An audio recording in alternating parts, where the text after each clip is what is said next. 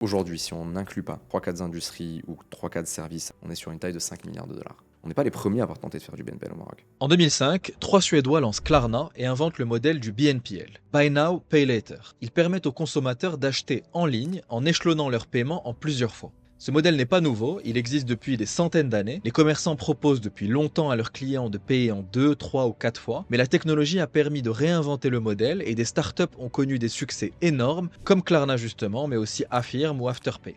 Au Maroc, Brahim Zeid a lancé Alia en 2023 pour introduire le BNPL dans le pays. Dans cet épisode, il raconte les difficultés de lancer une fintech au Maroc, comment se lancer dans un secteur réglementé. Il explique l'importance de trouver les bons partenaires et d'être résilient malgré les obstacles. Lever des fonds au Maroc, c'est très compliqué. Un jour, je me pointe chez un gars, et la veille de lever des fonds, il te dit, bon, Finet, moi je pense que je vais pas mettre ce que j'avais dit que j'allais mettre. Je vais mettre beaucoup moins. Et je vais décider du prix de ta boîte. J'ai pas peur qu'un concurrent rentre et réussisse sur le marché. Moi, j'ai peur qu'un concurrent rentre et se plante sur le marché. C'est ma phobie. J'en ai peur. Brahim, welcome. Salut Simon. Bienvenue sur le podcast. Très Merci content de te beaucoup. recevoir. Merci de me recevoir. Tu es le fondateur, le CEO de Alia, qui fait du Buy Now, Pay Later, paiement fractionné en français. On va parler de ça. J'ai envie vraiment de bien comprendre ce modèle-là. C'est un modèle qui commence que tu as lancé au Maroc, qui n'existait pas avant, qui existe peut-être depuis quelques années ailleurs, mais qui est un nouveau modèle. Et j'ai vraiment envie de bien comprendre comment tu as lancé ça, comment ça fonctionne, etc. Est-ce que pour commencer, tu peux te présenter, s'il te Ouais, plaît? bien sûr. Mais écoute, on aura l'occasion de parler de plein de choses aujourd'hui. Alors, donc, Brahim. Alors, moi, j'ai grandi au Maroc. J'ai fait un lycée français à Casablanca. J'ai eu mon bac en 2009. Et contre toute attente, j'essaie de poursuivre un parcours un peu atypique qui m'a amené en Australie pour conduire mes études. Donc j'ai fait des études d'économie, de finance, d'économétrie appliquée. Et donc j'ai vécu en Australie pendant 8 ans, ce qui était voilà, une expérience extraordinaire parce que c'est des pays extrêmement cosmopolites, hétérogènes, etc. Et, euh, et, donc, euh, et donc voilà, donc j'ai commencé ma carrière là-bas. J'ai fait du VC, où j'ai travaillé pendant 1 an et demi entre Sydney, Jakarta, Singapour, à investir Mhm. dans des boîtes qui aujourd'hui sont des licornes d'ailleurs. Ok. Ça, c'était quelle année? C'était en 2016. Donc là, tu étais investisseur donc basé en Australie et tu investissais en Asie du Sud-Est. Exactement, on a déployé un fonds de Growth Stage qui venait, si tu veux, venir compléter justement ce gap de growth funding qu'il n'avait pas à l'époque en Asie du Sud-Est. Ok. Donc c'est très marrant parce qu'on C'est le a... problème qui est un peu aujourd'hui au Maroc. Exactement. Donc Mais tu as sauf que du ce problème... seed, donc c'est la première levée de fonds. Ouais, Mais une fois que les boîtes atteignent une taille un peu plus grosse, lorsqu'elles veulent relever, elles ne retrouvent pas de fonds. C'est un peu exactement. le problème. Ok. Et on pourra discuter, si tu veux, après de quelles leçons en tirer. Euh, et donc, voilà, donc j'ai investi dans des boîtes à Bangkok, à Jakarta. Et puis aussi, on avait déployé un fonds qui était super intéressant. C'était un fonds de semi-automatique. Donc en fait, on investissait dans des accélérateurs. Et les les deux, trois top startups dans cet accélérateur à Singapour recevaient 2 millions de dollars, tu vois. Décidé par l'accélérateur. Exactement. Décidé Ok. par l'accélérateur avec bien évidemment un IC, hein, tu vois. Mais voilà. Et puis après, je suis rentré au Maroc pour des raisons perso.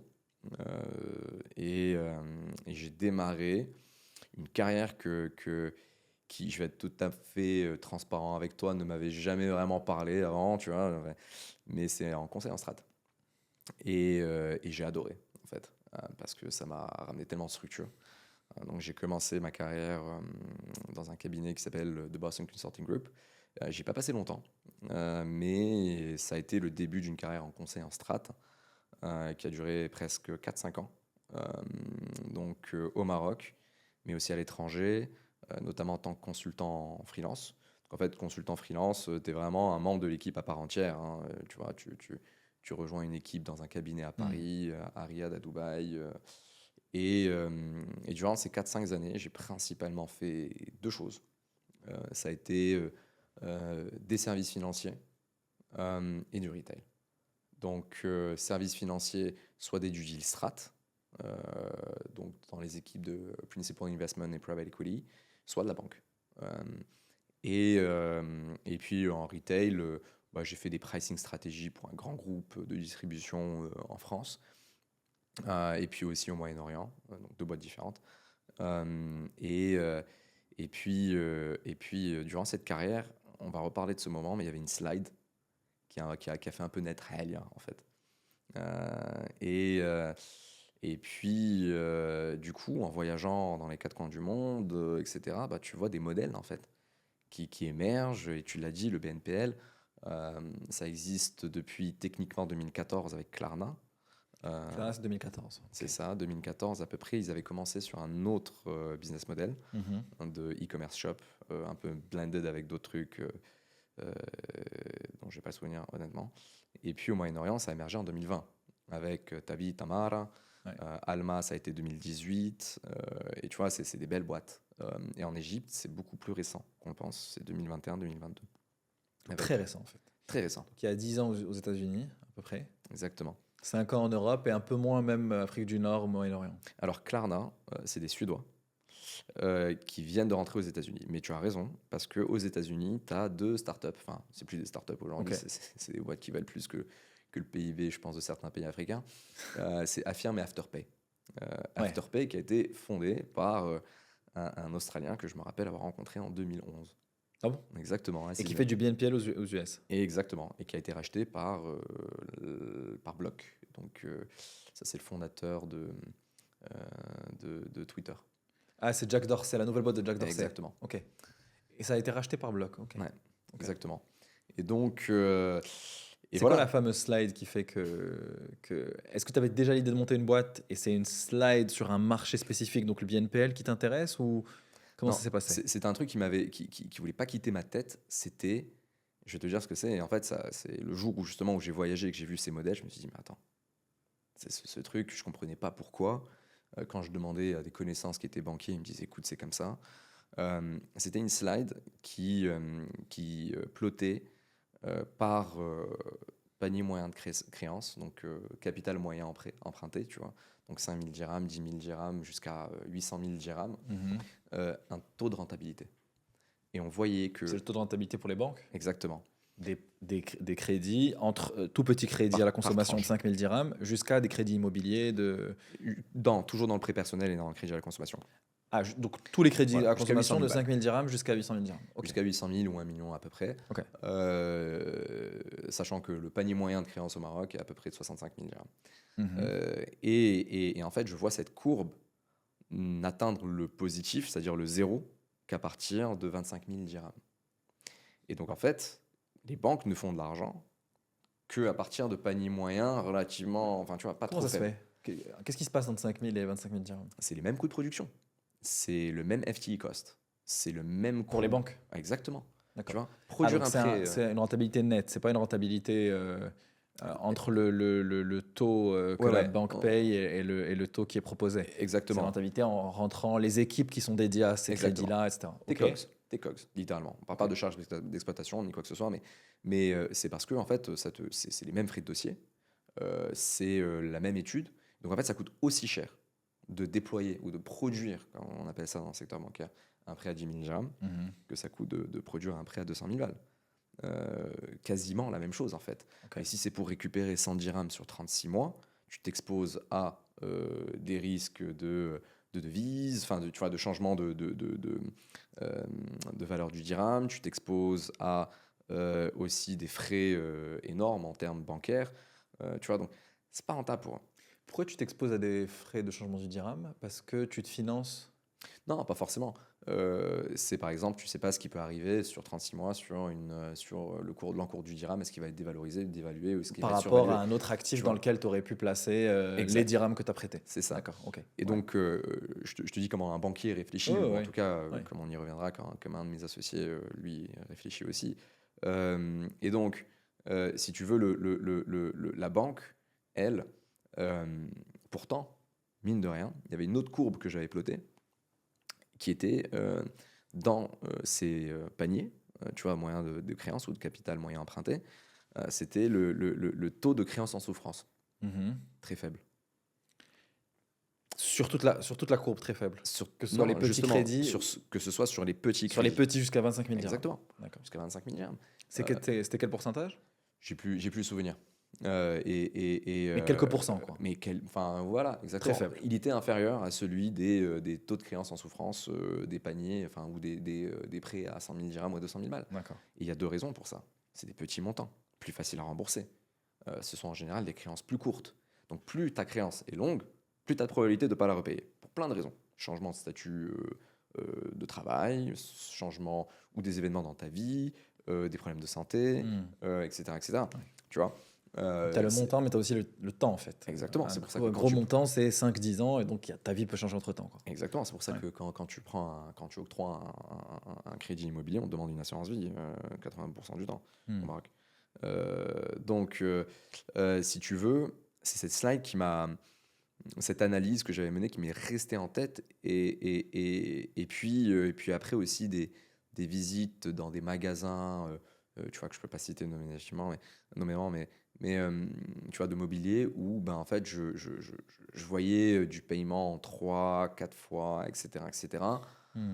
Mais avec des taux d'acceptation de 5%, quoi.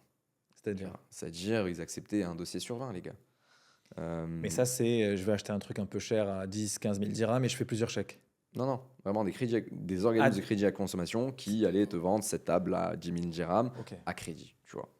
Donc, les chèques, c'est un autre truc, c'est un autre délire. On y reviendra parce que on n'a pas inventé le BNPL. C'est une forme de paiement fractionné, en fait. Ça, Exactement. Ouais. Okay. On n'a pas inventé le paiement fractionné. Toi, ce que tu regardais, c'est tu vas dans une boutique, tu as des crédits à la consommation. Certaines grandes, larges institutions. Et c'est ça le gros problème. Dans des grands groupes, grandes boîtes, tu as des crédits à la consommation qui sont octroyés sur place. Ouais. Et ça, la problématique, c'est qu'ils ne sont pas souvent octroyés. Exactement. Et non seulement ça, ils sont extrêmement chronophages.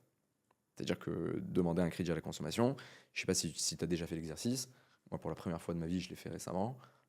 C'est digne d'une requête pour obtenir, je sais pas moi, une nationalité étrangère. Hein. C'est un relevé bancaire, une attestation de la CNSS, tes bordereaux de CNSS, c'est ton attestation de salaire, c'est ta carte CIN, c'est lourd, quoi. C'est lourd. Et donc, mais c'est lourd, mais en revanche, c'est nécessaire pour les banques. Parce qu'elles ont des provisions à respecter. Elles ont des ratios de solvabilité à respecter. Et elles ont raison de le faire sur des gros paniers. Tu vois, moi, si j'étais banquier et que je devais prêter 200 000 dirhams, je le ferais pareil, honnêtement. Ouais, tu prendrais le maximum de garantie. Mais justement, tu as beaucoup plus de chances de récupérer ta thune en tant que créancier quand ce sont des paniers moyens plus réduits et sur des échéances plus réduites. Et donc, le processus ne devrait pas être pareil. Tu vois ce que je veux dire ? Et c'est l'une des raisons pour lesquelles le BNPL, aujourd'hui, n'est jamais venu faire concurrence aux banques dans le monde, d'ailleurs. Et c'est pour ça que chaque banque qui a tenté de faire concurrence au BNPL, c'est lamentablement ramassé. Alors, pourquoi c'est pas une concurrence ? Parce que c'est sur des montants qui sont plus petits, et donc c'est des situations où une banque n'aurait juste pas prêté, en fait. Ouais, ou elle serait pas rentable, c'est pas intéressant pour elle, comme je t'ai expliqué, en termes de coûts, de base de coûts et aussi de coûts variables. Et aussi le BNPL, le paiement fractionné de manière générale, c'est un métier extrêmement opérationnel.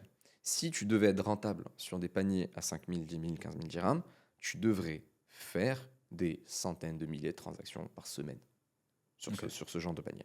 Tu vois, ça veut dire que tu peux pas just rely, tu peux pas juste te reposer sur 3 grandes chaînes de distribution d'électroménagers ou de fourniture de mobilier, tu vois. Il faudrait que tu puisses être à la boutique Al-Wolfa, il faudrait que tu sois chez tel provider, chez telle salle de sport, dans tel quartier, etc. Ça demande une agilité, ça demande une capacité à onboarder des marchands. Moi, je peux te partager que l'une des choses dont on est très fier chez Alia, ça a été notre capacité à streamliner un process d'onboarding de A à Z avec les commerçants. Ce qui nous permet d'onboarder sans rigoler. Parfois, on a fait 5 enseignes dans une matinée. Ouais. Et alors, quand tu as vu cette slide-là, donc tu vois, tu te dis, OK, les petits prêts sont mal rémunérés pour la banque. sont mal rémunérés pour la banque. Les petits prêts sont mal rémunérés pour la banque. Il n'y a pas vraiment de solution pour ça. Comment tu passes de ça à j'ai envie de lancer une boîte de BNPL? Est-ce que tu pars de ce problème-là et tu envisages Ouais. plusieurs solutions ou est-ce que tu avais déjà un petit peu cette solution en tête?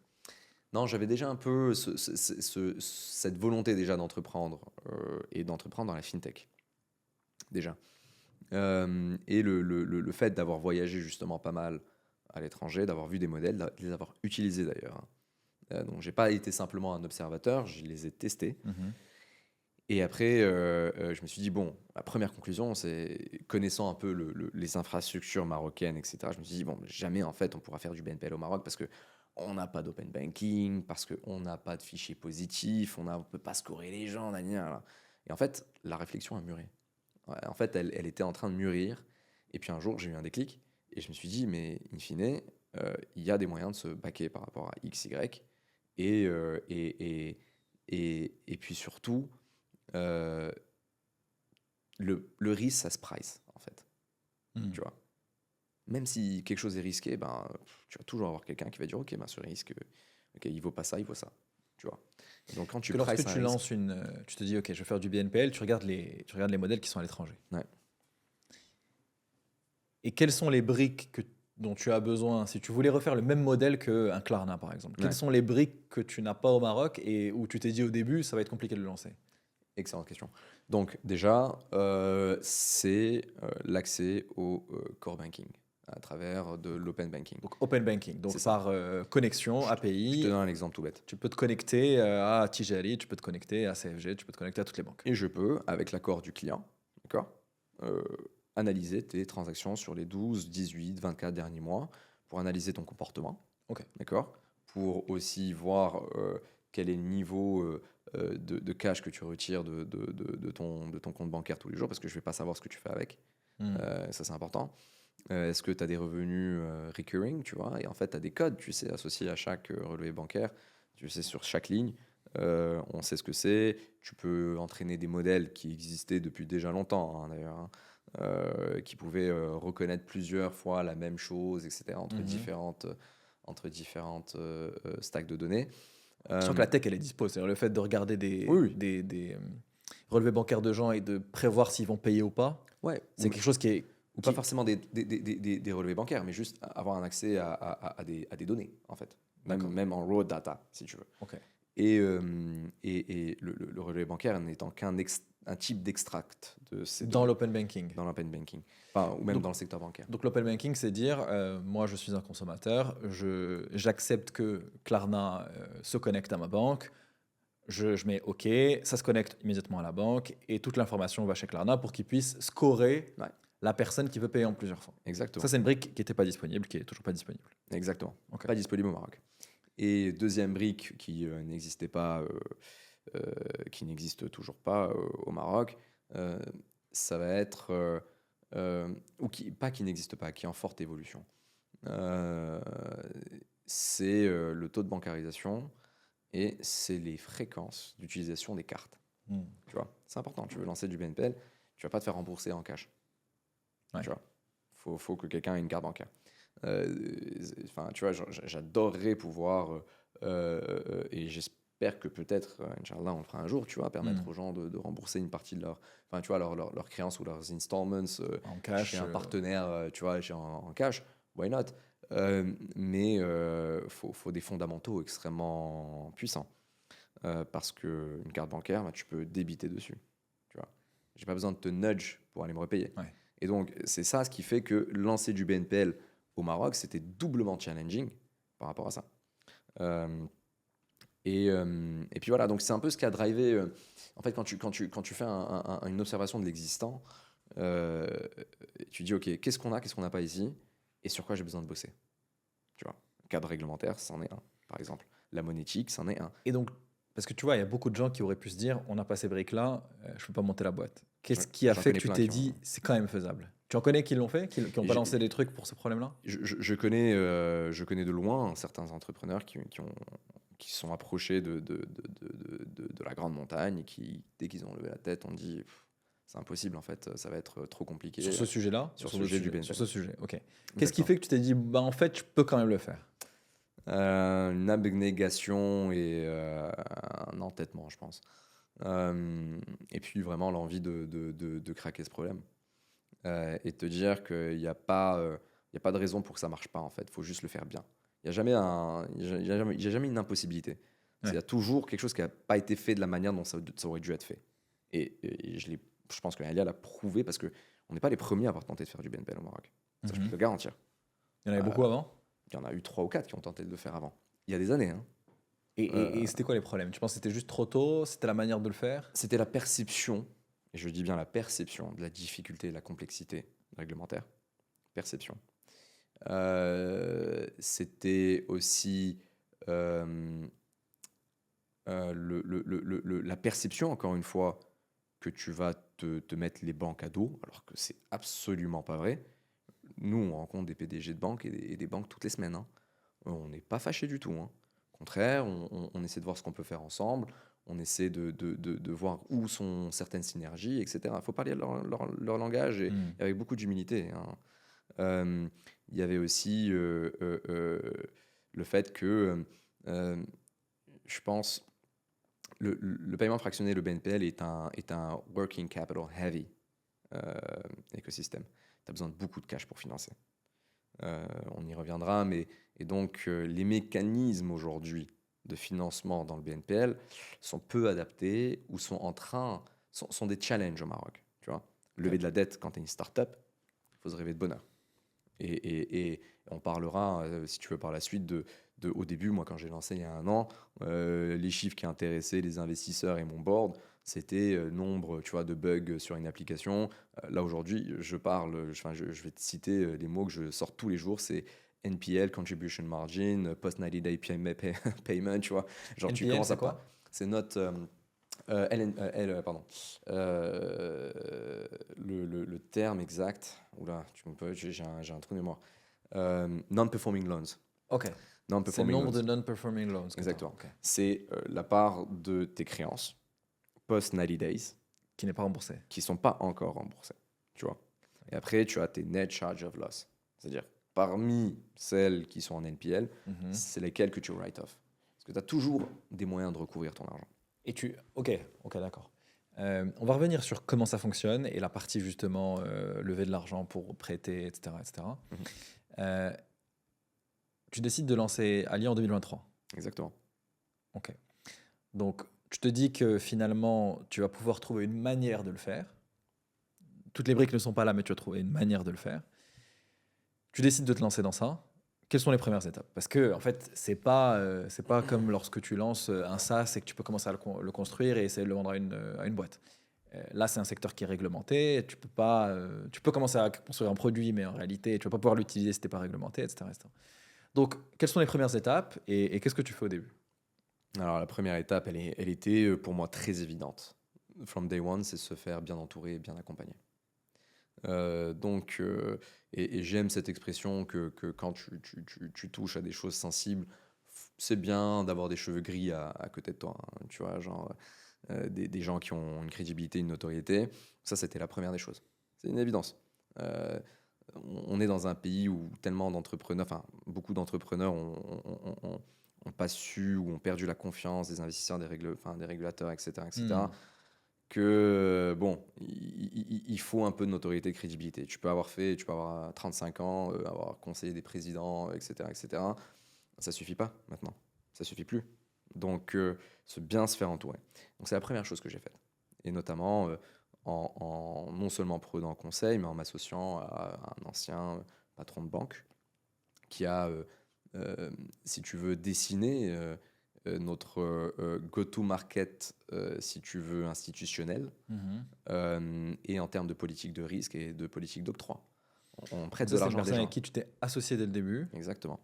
qui a un rôle opérationnel ou pas? Non, Pas opérationnel, opérationnel. advisor, mais très présent quand même, exactement. et qui a investi de l'argent? Ouais. Ok. Absolument. Donc en fait, l'idée, c'est une question de complémentarité. Donc, en fait, se faire entourer dès le début, c'est important parce que tu vois, exactement comme tu l'as dit, je suis en train de faire un SaaS. Je ne vends pas tu vois, des cartes rechargeables dans une épicerie. Ouais. On prête de l'argent. Et donc, parce que je savais que la première étape par laquelle il fallait passer, c'était l'aspect réglementaire. Et quand tu vas, moi étant enfant de hauts fonctionnaires publics, je sais que le réglementaire, c'est des gens extraordinaires qui travaillent dans ces institutions, extrêmement smart, très humbles, mais ils demandent des niveaux de conformité et un niveau de sérieux de travail énorme. Donc, en fait, si tu veux, on a fait un teamwork, c'est-à-dire que on a rapidement compris que ce qu'il fallait qu'on fasse sur ces aspects-là. Tu vois, en fait, on n'a pas perdu de temps. Et ça a été très rapide. La deuxième chose que j'ai fait, c'était en amont. J'y ai mis beaucoup de mes ressources personnelles et financières. C'était de monter ce qui pouvait le ressembler le plus proche possible d'un MVP niveau tech. Tu vois, à quoi ça ressemble?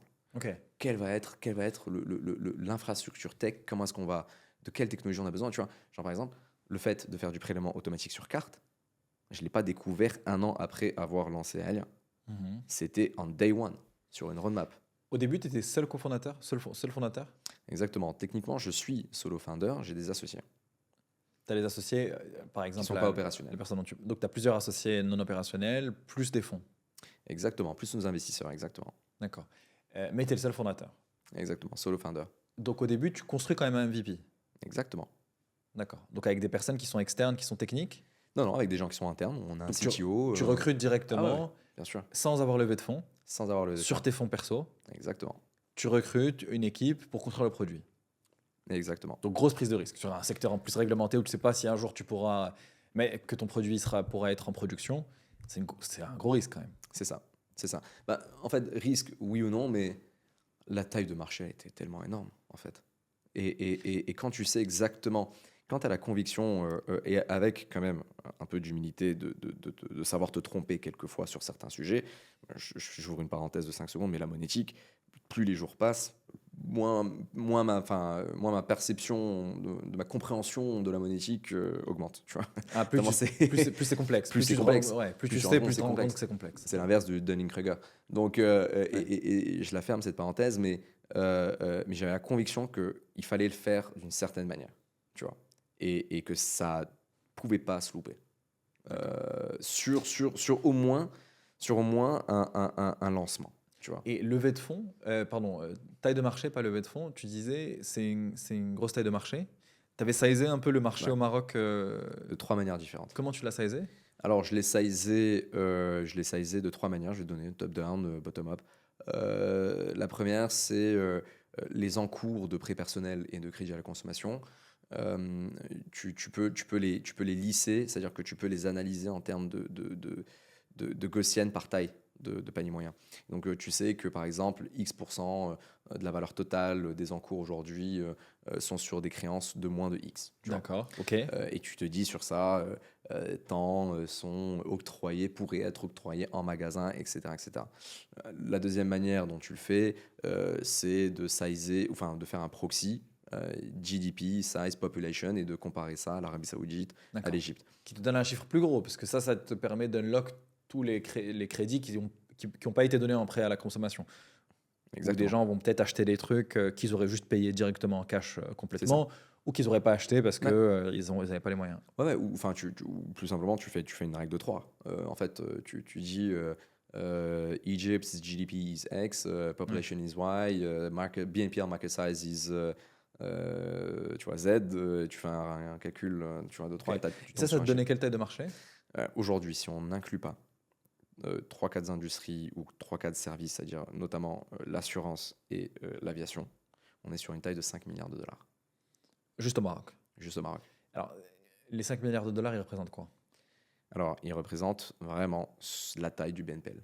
Parce que si tu veux... Tu veux dire en volume d'encours ou... En volume de GMV, exactement. En volume d'encours. Exactement. C'est-à-dire en volume de ce que ça représente en termes d'achat. Après, en termes de financement, c'est beaucoup moins que ça. Parce que tu as ce qu'on appelle la vélocité du capital, donc capital velocity, c'est-à-dire un dirham, combien de fois tu peux le réutiliser dans l'année, etc. etc. Ça, c'est, tu vois, c'est le BNPL, c'est tellement de non, mais il faut qu'on rentre dans tout ça. J'ai envie de comprendre. On va y arriver. Mais genre, plus simplement dit, gross merchandise value, c'est-à-dire la valeur totale de tous les achats, est de 5 milliards de dirhams pour le BNPL. 5 milliards de dirhams. Pardon, De de dollars. dollars, ok. Ok. Et ça, tu as dit que tu mettais de côté quelques industries. Ouais, parce Pourquoi? que parce qu'elles fonctionnent différemment. Les industries du service, t'en as qui sont complètement dérisquées. Donc c'est quoi? C'est par exemple santé, ça rentre dans ces Non, industries? Ou je ça, donne- ça c'est inclus dans les 5 milliards? Non, La santé, tu la pourrais santé, faire? c'est inclus. Je vais donner un exemple. L'assurance auto. Mhm. L'assurance auto, 60% des polices d'assurance de voitures sont octroyées en plusieurs chèques. C'est-à-dire que moi, j'ai une tante qui est courtière. Elle me dit, j'ai plus de 60% des gens qui me laissent 2-3 chèques, tu vois, qui sont antidatés. C'est illégal, d'accord, by the way. C'est un risque pour le consommateur parce que rien n'interdit à celui à qui on a donné les chèques de les encaisser, hein. Ouais. Tu peux te retrouver avec 3 chèques encaissés le jour même et le gars il va te dire ouais, chauffe, Lion, Chili cane. Chili cane. Et donc, et l'industrie de l'assurance auto est juste énorme. C'est l'une des 10 plus grosses industries au Maroc. Je te parle aussi de l'éducation, des écoles. Être capable de fractionner des frais d'inscription dans une école, ta crèche, ton matériel scolaire, tes cours de soutien scolaire. Il y a énormément de choses. Je te parle des vols, de l'aviation. Et donc tout ça, tu le comptes Je le pas compte parce pas. que tu penses que c'est plus compliqué de rentrer sur ces marchés-là? Non, c'est ce qu'on appelle l'industrie des services. Et ça se price complètement différemment. Ça se price complètement différent. Il y a beaucoup moins de risques. C'est pas le même. Je peux pas comparer une assurance, une police d'assurance voiture D'accord. qui si tu ne l'as pas, est pénale avec une table que tu vas acheter chez un acteur du mobilier, tu vois. D'accord. An entirely different business. Et c'est là où on Tu vois pourrait. que tu l'as pas pricé dans ton marché, c'est que c'est pas ton marché initial et que c'est presque deux marchés différents. C'est 2 marchés différents, mais on va y arriver. D'accord. C'est ce que moi aujourd'hui je vends à mes investisseurs pour demain. Et encore heureux qu'on le fasse. Ok.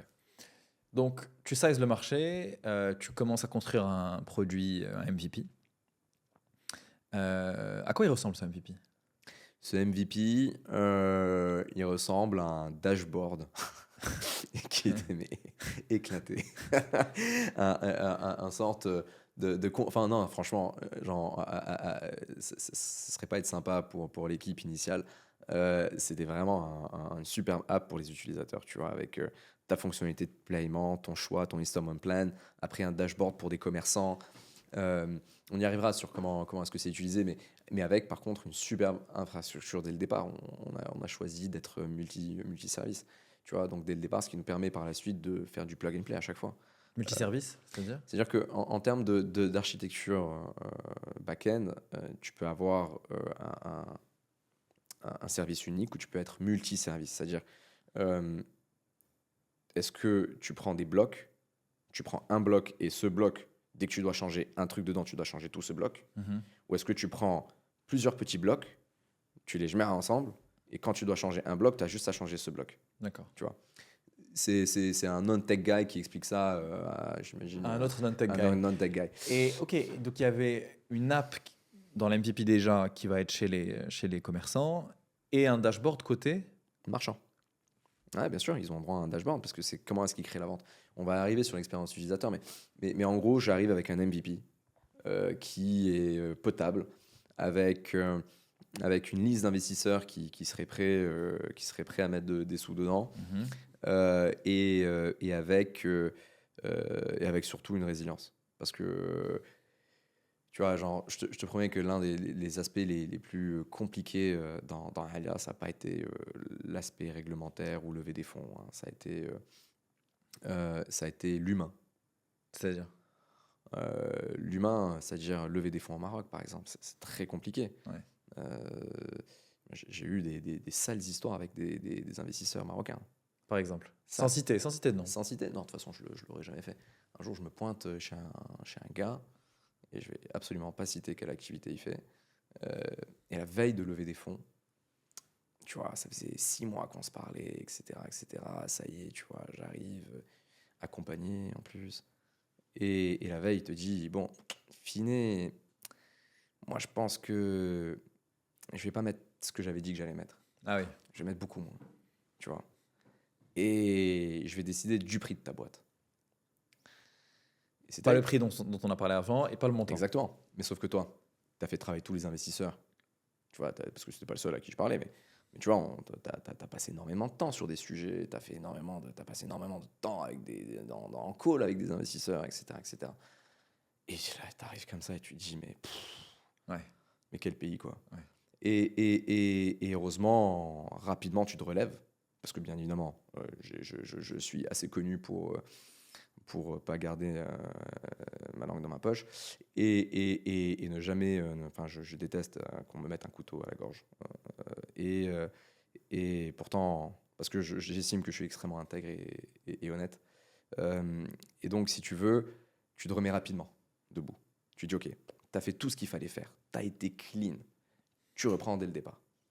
Et bon, j'ai perdu 6 mois. Donc là, tu as recommencé une levée de fonds. J'ai recommencé tout, j'ai tout recommencé. Il fallait. Et l'erreur, c'était quoi? C'était d'avoir concentré tes efforts sur cet investisseur-là? C'était un lead investor. Donc c'est pour ça que ton lead investor, tu choisis extrêmement bien.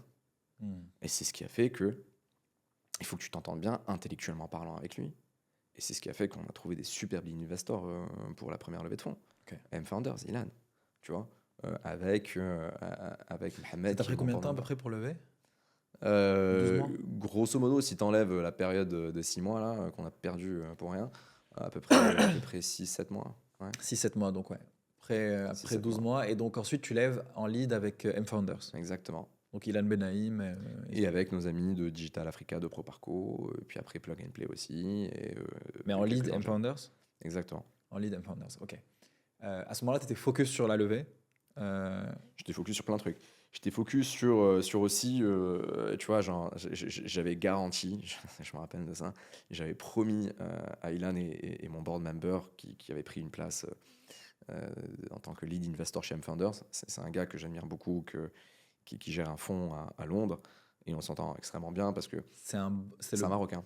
C'est un investisseur. C'est le board member qui représente M-Founders à ton board? Exactement. Okay. Le gars, il gère un fonds de 16 milliards de pounds à Londres et il connaît très bien le PNPL parce qu'il y participe en Europe.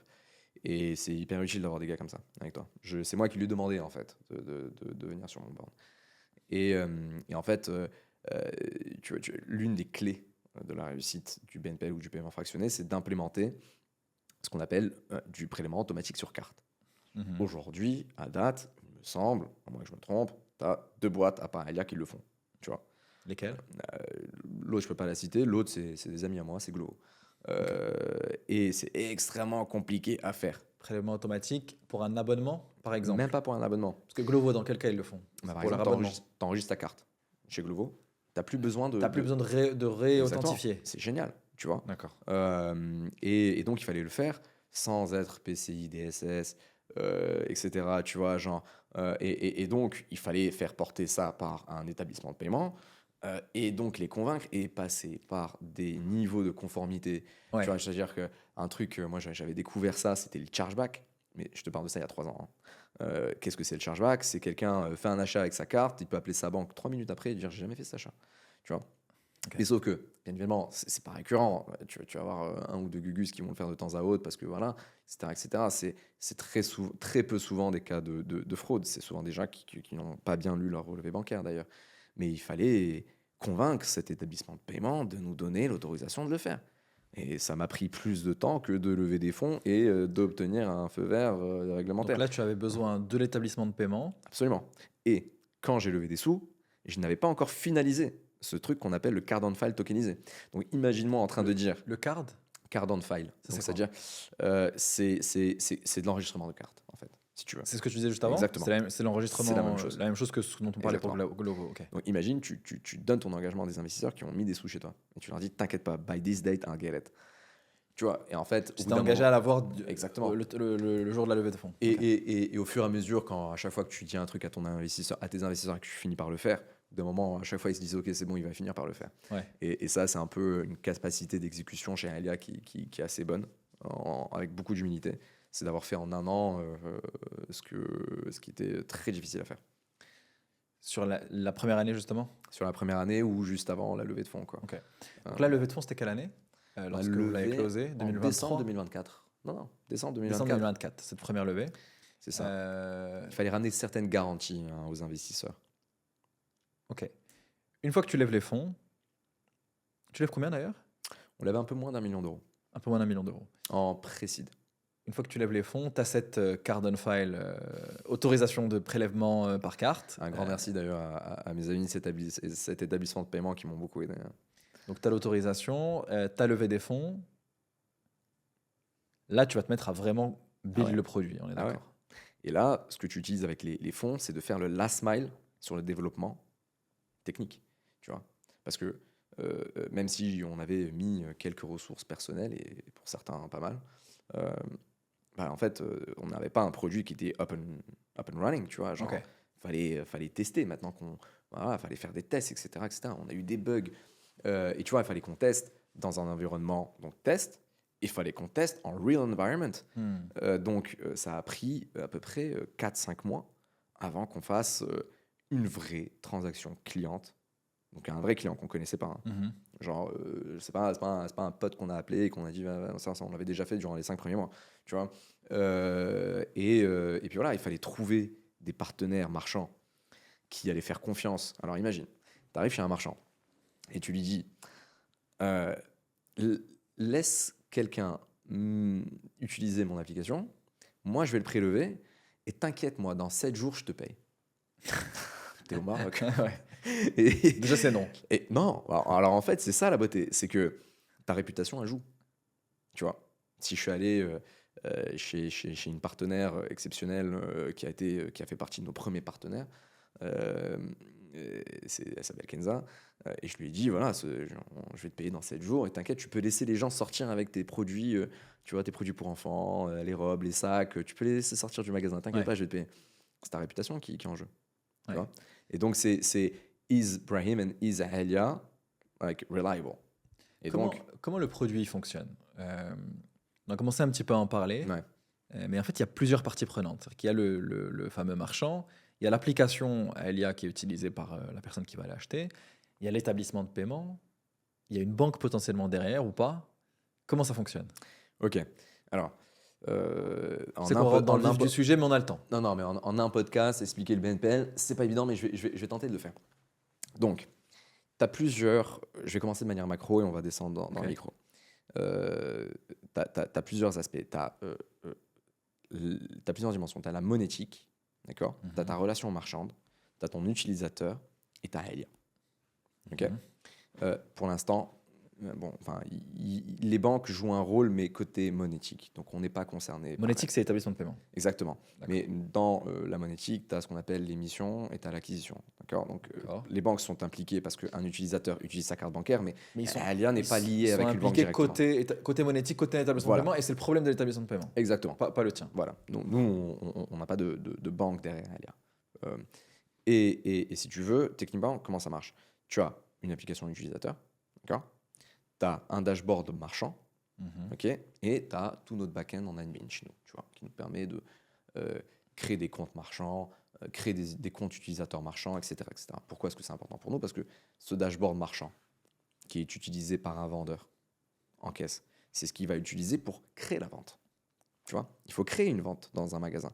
Mais en même temps, il faut la rendre suffisamment intuitive et simple pour que n'importe qui, ma petite nièce tu vois, de 5 ans, puisse l'utiliser. Okay. Ou mon père de 77 ans. Tu vois. C'est-à-dire que ça va être un truc avec 2 fonctionnalités toutes simples. D'accord. C'est suivi des ventes que tu as fait et création des ventes. Et bien évidemment, être capable d'extraire ta facture, ton relevé de vente, etc., etc., etc. Tu vois. Parce que quand tu crées une vente, tu as besoin d'une chose en tant que commerçant. Du numéro de téléphone du client. C'est tout. D'accord. Donc, on fait un roleplay.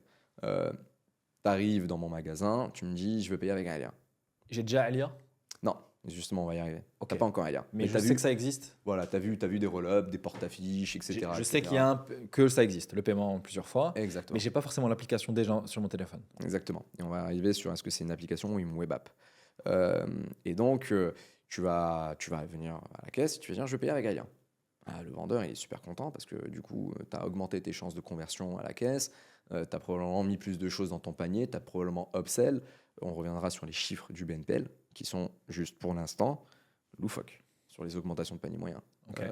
Je vais prendre ton numéro de téléphone, je vais l'inscrire, d'accord? Je peux le faire à la fois sur le dashboard de Alia, ok? Mais je peux le faire aussi sur des kits d'intégration sur mon ERP. Je te donne un exemple. Moi, ça fait 10 ans que je suis marchand, j'utilise un système, j'ai pas envie de le changer, j'ai juste envie de rajouter Alia comme moyen de paiement, tu vois. D'accord. J'ai pas envie d'utiliser ton dashboard, tu vois, en gros. Mhm. Et là, je vais simplement rentrer le montant. Et tu vas cliquer sur créer la vente et instantanément, tu vas recevoir un SMS en tant qu'utilisateur Mhm. avec un lien qui va t'emmener sur l'application Alia, Web App. On reviendra pourquoi est-ce qu'on a décidé de ne pas faire des applications iOS, Android.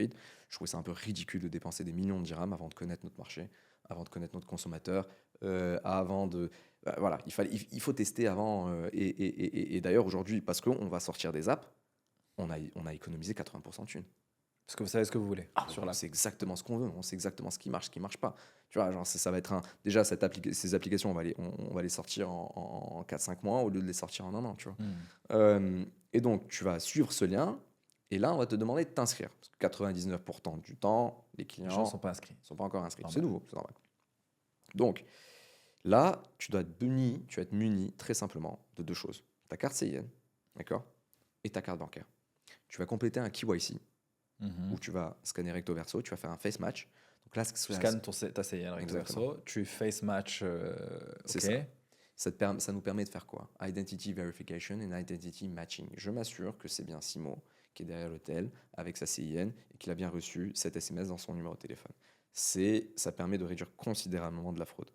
Mhm. Tu vois, genre demain, je peux pas avoir un Brahim qui va appeler Alia, qui va dire non, mais c'est ma femme qui a utilisé truc. Non, en fait, c'est toi, t'étais là, c'était dans tel magasin. À telle heure, À telle heure. tu as pris ton téléphone et t'as filmé et on a vu Exactement. ton visage. Ce qui nous a permis aussi d'obtenir ce fameux truc de compliance avec, sur les chargebacks avec les boîtes monétiques, parce que c'était un gros risque, tu vois, que les établissements de paiement ne voulaient pas porter. Et nous non plus. Le risque que les gens nous disent non, j'ai pas utilisé Alia, j'ai Exactement. pas acheté ce truc, etc. Ok. Exactement. Donc, tout ça, en fait, c'est un tout, hein, tu vois, qu'il fallait bien structurer. Mais bon, je continue sur l'expérience utilisateur. Et là, donc, tu vas compléter ton KYC. Ok, super, je valide. Nanana. Tu as tes choix d'installment plan. Tu as 2 fois, 3 fois, 4 fois. Donc, je te donne un exemple. Tu as décidé d'acheter cette table à 10 000 dirhams. Si on reste sur le KYC, Ouais. tu prends ma carte bancaire. Enfin, La carte bancaire, c'est après. ok, donc pour l'instant, j'ai pas mis ma carte bancaire. Tu prends ma CN, Mhm. mon nom Ouais. et numéro de téléphone peut-être. Ouais. Là, tu vas déjà aller essayer de scorer les gens et de savoir s'ils sont solvables ou pas, ou ça arrive plus tard? Alors, tu le fais de manière parallèle. En fait, tu as plusieurs moyens de scorer. Tu as les accès au crédit bureau, mais tu as aussi ton propre modèle de scoring qui est évolutif. Aujourd'hui, moi, je suis capable de te dire, comportementalement parlant, si tu as 27 ans, que tu es à Casablanca ou à Marrakech ou à Souera ou à Oujda, que ta carte, tu as une carte nationale de type, etc., que tu es dans tel magasin, et que c'est quoi ta probabilité un peu de fraude déjà, tu vois? Ah, donc ça, tu as déjà un truc interne. Bien sûr. Donc ça va On être l'a quoi? nourri. Qu'est-ce que tu as regardé? Tu as regardé le quartier dans lequel ils habitent, parce que tu as l'adresse? Ouais, mais c'est très rarement la même adresse, en fait, tu vois. Et c'est ça l'idée, c'est de pas commencer à embêter ton client avec les trucs que tu essaies d'éviter de demander, tu vois. Ouais. Parce que les Non, autres mais acteurs je veux dire, de tu veux pas la consommation. prendre de la carte d'identité. Oui, mais alors moi je vais te dire un truc, il faudrait peut-être que je change ma CIN, mais Ouais, mon pareil. adresse actuelle, c'est Pareil, pas la même sur pareil, pareil. la carte. Non, mais j'essaie de me dire, ok, comment tu peux scorer juste sur la carte d'identité? Non, tu utilises des informations dessus, Ok. d'accord, qui te permettent de faire des allers-retours, tu vois, en ping avec des crédits bureaux. Déjà. D'accord. Ok. Et après, Tu t'expliques aussi ce que c'est crédit bureau? ouais, les crédits bureaux, tu en as quelques-uns au Maroc qui sont autorisés à partager. Enfin, c'est des repositories de tous les fichiers négatifs au Maroc. Est-ce que tu as eu des défauts, Voilà. des chèques impayés, etc. Tu as des gens qui n'ont pas payé Exact. un crédit ou qui C'est avaient un ça. chèque impayé et qui sont fichés dans des qui endroits. ont des délais de paiement, etc. Et alors, les crédits bureaux, c'est pas accessible seulement aux banques, c'est accessible aussi. Non, c'est accessible principalement aux entreprises qui sont agréées ou autorisées spécialement. D'accord. Donc, il y a des circulaires qui évoluent, etc. et qui incluent, si tu veux, progressivement des donc, entreprises. Tu prends l'info de la carte d'identité, etc. Tu appelles, tu as une connexion avec le crédit bureau en live, Exactement. où tu vas aller chercher cette information-là. Ouais. Et tu vas avoir un score, tu vas savoir si tu peux prêter ou pas à la personne. Ouais. Ok. Exactement. Ok. Donc ça, c'est techniquement comment les entreprises aujourd'hui scorent les gens. Donc, nous, on fait ça aussi un peu, si tu veux. Alors en fait, la grande difficulté, c'était quoi? C'est tu démarres du BNPL, tu n'as pas de scoring. Hmm. Tu vois, mais il faut bien que tu apprennes. Tu vois, il faut bien que tu apprennes en émettant des créances. Parce que même aujourd'hui, ce scoring qu'on va finir par utiliser chez Aelia, euh, ça va être, il va pas être super adapté from day one, d'accord, à des créances très courtes. Donc aujourd'hui, c'est à toi de créer ta propre data. Parce que comment il est structuré? Euh, C'est-à-dire que techniquement, ces fichiers-là, tu sais juste si. C'est des En fait, fichiers négatifs, c'est pas des fichiers positifs.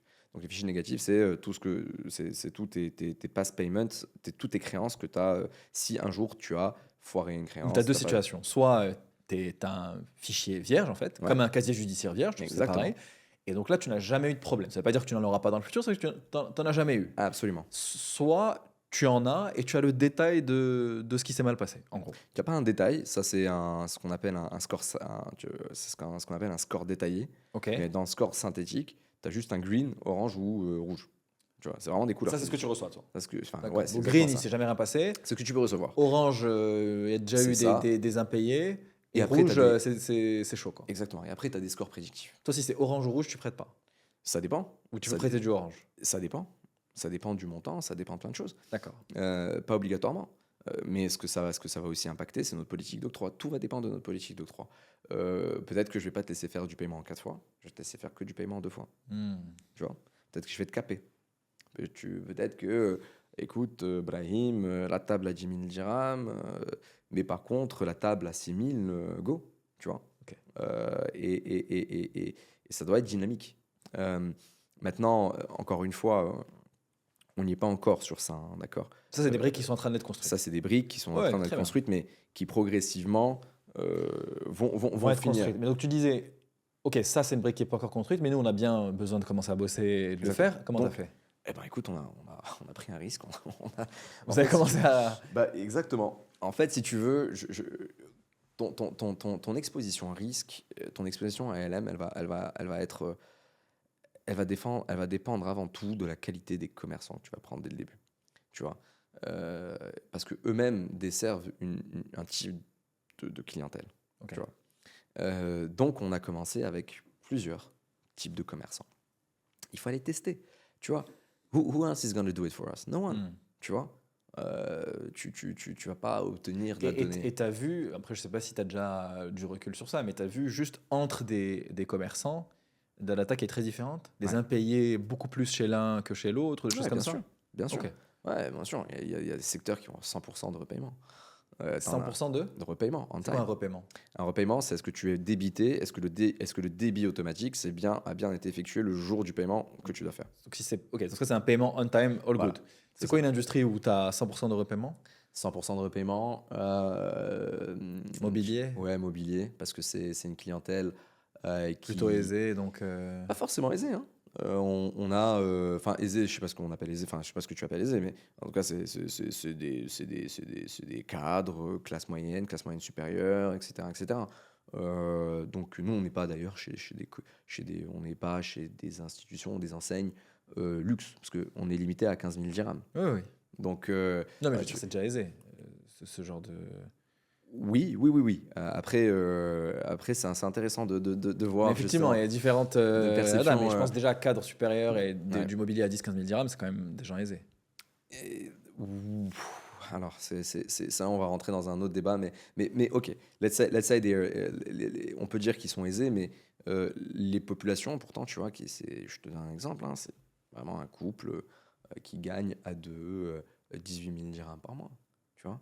Moi, je me rappelle d'un ancien ministre des Finances qui avait dit si tu gagnes plus de 22 000 dirhams par mois net au Maroc, tu fais partie des 2% de la population.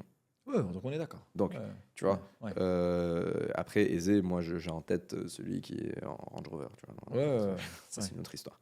Donc, et donc, si tu veux, les autres types d'industries qui sont... En fait, nous, aujourd'hui, on a plus de 98% de repayment on time. C'est ouf. plus Plus de de 98% Ok. de nos utilisateurs. Une industrie dans laquelle tu n'as pas vraiment un bon repayment, ce serait quoi? J'ai pas trop envie de balancer mes pauvres De partenaires. balancer les marchands. Non, mais tu en as qui C'est sont. qui les marchands qui ont les pires clients? Allez, Brahim. Alors, ceux qui ont. Non, alors, je vais pas. Alors, moi, je vais te dire, il y a des industries que j'adore. Il veut me ramener des ennuis. Non, en fait, il y a des industries. Non, mais peut-être au moins, tu vois, juste comprendre à quel point ça peut être différent. C'est-à-dire que tu peux avoir du 90%. Ok, je vais te dire. C'est quoi un mauvais taux Tout, de tout va repaiement? dépendre. En fait, un mauvais taux de repaiement, alors chez Aelia, ça va être, tu vois, tu as des industries, je vais te dire plutôt des industries qu'on va pas encore toucher. C'est notre façon de peut-être expliquer quelle est notre stratégie Ce qui n'est risque. Ok, ce qui est hors Tu stratégie vois, tout pour ce qui l'instant. est electronics. Et je te dis pas de electronic appliances, hein. Donc, je parle pas d'électronique. Par le téléphone, l'ordinateur. Voilà. C'est dans le cas du BNPL, d'accord. Et d'ailleurs, c'est pour ça que c'est important quand tu te lances dans une aventure de parler à tous les fondateurs de tous les BNPL au monde. Ok. Voilà, et tu dois parler à celui d'Arabie Saoudite, celui de Dubaï, tu vas dire qu'est-ce que tu as appris, qu'est-ce que tu as. Donne-moi un peu de données, tu vas aller voir jusqu'à chez eux, tu leur demandes, etc. etc. On a refusé des partenariats avec des revendeurs d'iPhone parce que c'est le premier use case de fraude, en Ouais. fait. En fait, qu'est-ce que tu vas faire en tant que fraudeur? Tu vas acheter ce téléphone à 15 000 dirhams, tu vas juste payer 3 750 dirhams. Tu vois, la première tranche, tu vas l'acheter en 4 fois. Tu vas bloquer ta carte le lendemain. Tu vois. Et tu vas aller le revendre. Et tu vas aller le revendre à 14 000 dirhams. Tu as fait un bénéfice énorme. Tu peux le pricer ce bénéfice. Hein. Tu fais 3 750 Ouais, moins tu 1000 fais la différence. et tu fais 15 000 moins 2 750 dirhams. Mm. Et tu vas le revendre à, bon, je ne vais pas citer ce super endroit qu'on connaît tous depuis qu'on est né, mais tu vas le revendre dans un marché au noir. Et ça, c'est ce qui fait que très peu de BNPL dans le monde, très rares sont ceux qui autorisent à le faire, Le fond. sauf dans des trucs conventionnés ou sauf dans des cas où le provider te permet d'éteindre le téléphone à distance, etc. etc. Tu vois. Ok. Tu as une enseigne ou deux qui peuvent le faire au Maroc. T'en as une qui attend de le faire avec un provider de crédit à la consommation, ça n'a pas marché, etc., etc. Parce que le gars, en fait, même s'il se dit je vais payer, il se dit mais attends, mais c'est plus mon téléphone, tu risques de me l'éteindre à chaque fois. Tu vois. Ouais. Donc, on allait parler aux gens qui avaient tenté d'acheter cette marque avec tel acteur du crédit à la consommation. On va jamais le prendre. Donc, ok. Ça, c'est des industries qu'on va pas C'est aller les toucher. industries où c'est compliqué. Pas Donc, encore. On va revenir à l'épisode dans quelques secondes, mais juste avant, je voulais vous parler de quelque chose. Personnellement, j'adore regarder quelles sont les dernières startups qui se lancent au Maroc, mais on n'a pas toujours le temps de rester informé. Donc on a décidé de réunir toutes les startups à ne pas rater dans la Next Wave Startup List. Si vous êtes entrepreneur, si vous cherchez des idées, ou si vous êtes juste curieux et voulez savoir ce qu'il se passe au Maroc, c'est pour vous. Vous pouvez accéder à la liste sur startuplist.nextwave.ma. Je vous mets le lien exact dans la description. Et sur ce, on peut revenir à l'épisode. Tu as commencé à lancer dans des industries. Tu me parlais du fait que tu as un KYC. Il faut être capable de scorer les gens. Ça, c'est une brique qui est encore en train d'être construite. Donc pour l'instant, je pense que vous avez pris le risque, que vous avez juste commencé à le faire. Exactement. Et je comprends complètement. L'argent, il vient d'où? Comment vous financez ça? Bah, il vient de toi. Non, non, alors, nous, si tu veux, dans l'histoire du BNPL, c'est peut-être pas faux ce que je viens de dire. Grâce à ce podcast, peut-être qu'on aura encore plus d'argent. Bah ouais, peut-être. Si tu veux, dans toute l'histoire du BNPL, tous les acteurs ont démarré avec de l'equity pour financer les achats.